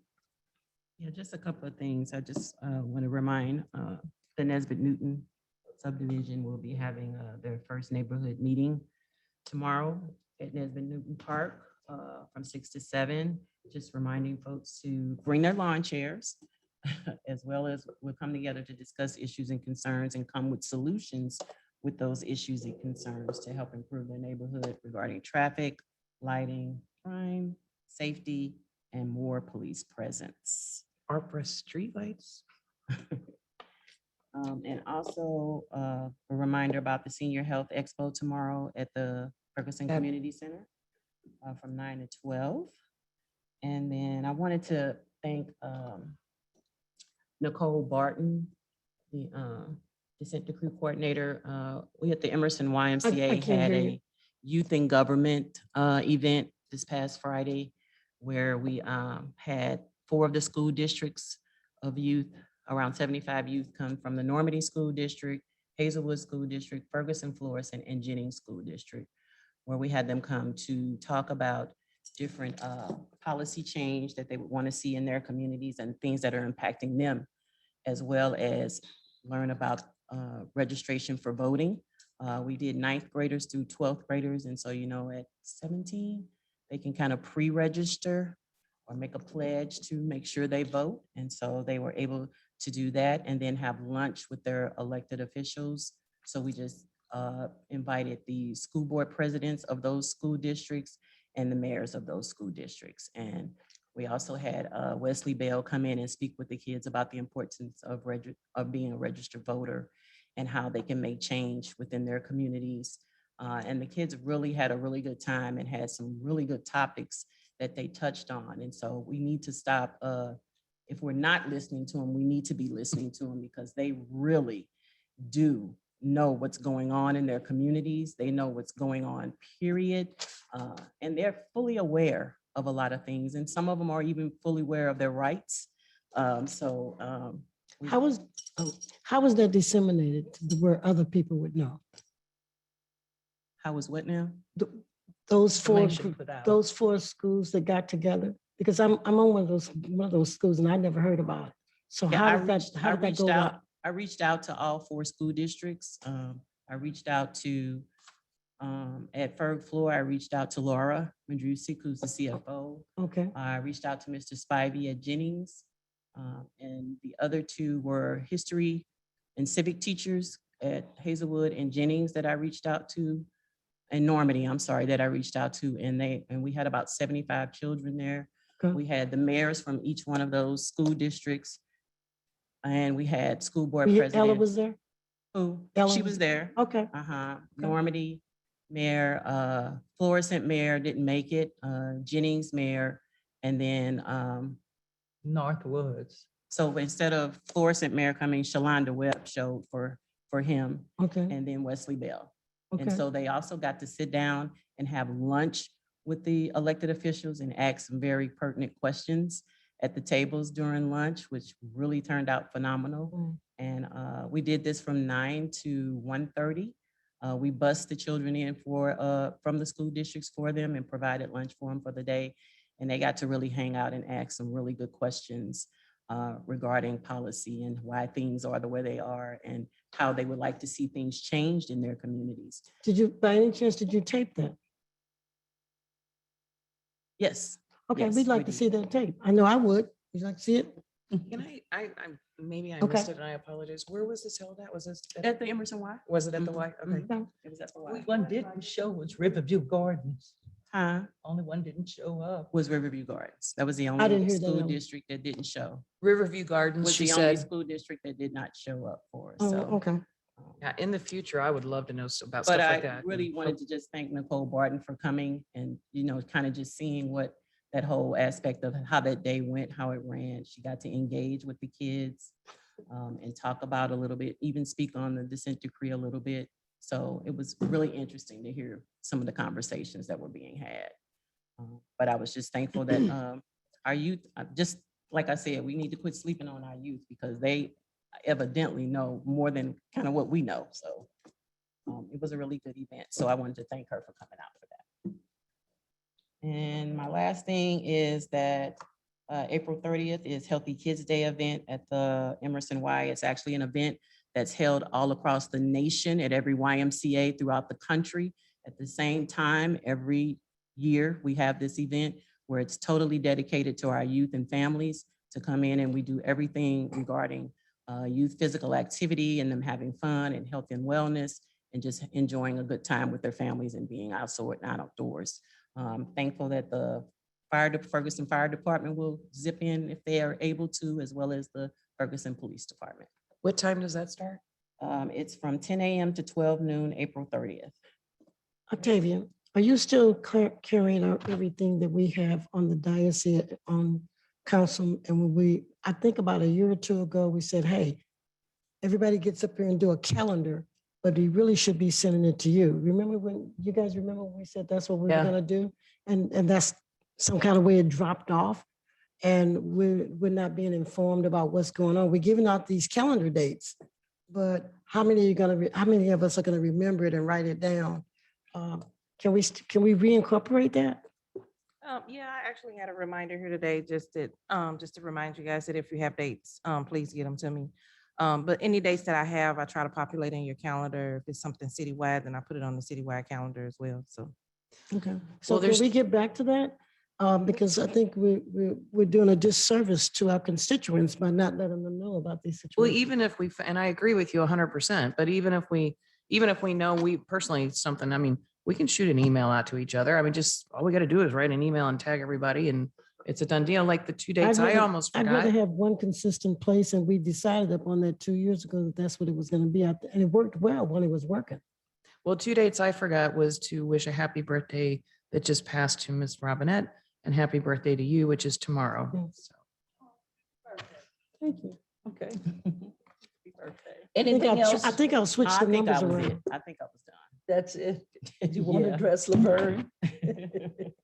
Oh, I'm sorry, Ms. O'Brien. yeah, I was just gonna say that too. I guess the one thing that I think that's working in Ferguson is that I feel like the residents are talking more, especially to their elected officials, their council persons. And I feel like, I know that I'm getting, I can't speak for everybody, but getting a lot more emails and phone calls. And so I feel like more people are reaching out. I'm not sure how that may have played out before, but I feel like people are knowing who their council representation is and being able to contact that council representation. Okay. Okay, Linda. Yeah, to answer, and I apologize, Ms. Mitchum, for not addressing it at my time, but to answer you, one thing I consider is Nick Kassoff's commentary is an editorial perspective. So I don't, so that's my first thing. I look at it as an editorial perspective. Do I think we have a corrupt government? No, I do not. What I think we have, though, that can be interpreted as corrupt is not enough communication. So we need, and one of the things that I said in my last week that I'm committed to is, instead of us going in 7 different directions, I would like to see 7 people working in one direction. And so I think what's happened for the last couple of years is that there has been different directions being had, and a lot of people aren't on board, don't know what's going on. So instantaneously, when you don't know what's going on, you think something bad is going on. Because if it's good, they'll tell you. So I think that's where we need more communication, so that there's more transparency, so that there's more unity. And I just used all our 3 keywords, and I don't want to overuse those words, but what I mean is that I think we can do better. And then you said which nothing is working. No, things are working, but they're nowhere near working as well as they could be. I think we have to get the police staffed. That's not working unstaffed. We're surviving, we're keeping our head above water, but when a wave hits, we go under. So we need to get a raft. We need to stop treading water. We need to stop going under on waves. We need to get a raft. We need to build a boat. We need to build a cruise ship. And the one thing that is going right is, I think, just more communication. And I also think that more communication that is happening is just the beginning. I think it's on the cusp of something great. And that's why I even brought up earlier, going and talking to your neighbors. Communication starts with your neighbors, and then it gets better, bigger and better. So I hope I answered some questions for you. Okay. Clerk Pittman, do you have anything you would like to share? No, I do not. Attorney Harding, No, thank you, Mayor. City Manager? No, Mayor. Well, I would just like to say again, on Friday, the 29th, the Boys to Men's Mentoring, they are partnering with the Ferguson Fire Department. Home Depot gave them a grant, and they will be doing a neighborhood cleanup in the 5800 block of Laganda in Ward 3. If you're not busy, please come out, because the president of the mentoring service, we've been talking on a consistent basis. So this is the first place they're going to start with the young men. They're going to move to Northwoods, Jennings, Delwood, and then circle back to Ferguson. On Thursday night, which is April the 28th, the Missouri Municipal League is holding their monthly meeting. Every month they send out a newsletter, and that information is in your newsletter. In addition to that, please do not forget to vote for sirens and Santa parade that was held here in the city of Ferguson. For the last couple of years during the pandemic, the police department got together, the fire department got together, the parks department got together, and they all worked to go around in the various neighborhoods to spread cheer to the residents. And this year, the fire department made a sled for Santa to ride on. And it was huge because various people from different neighborhoods had been calling to find out exactly what we were doing. So every year, the Missouri Municipal League has an innovation award. I submitted the Sirens and Santa parade to the Missouri Municipal League. We need to go and vote. Each one of us have an opportunity to go to the webpage of the Missouri Municipal League. You just have to establish your own password so you'll be able to vote. So please go out and vote for our fire department and the parks department and the police department for all the cheer that they have brought to the city of Ferguson for the last 2 years. They mentioned the health fair. There's a shredding truck will be there. If you have bags and bags of paper, please bring it so they can shred it up for you. On that note, I'm asking for a motion and a second to adjourn. Oh, Heather. So moved. Second, Adrian Nelson. all in favor? Aye. Aye. Everyone have a good night. And we'll see you on May the 4th.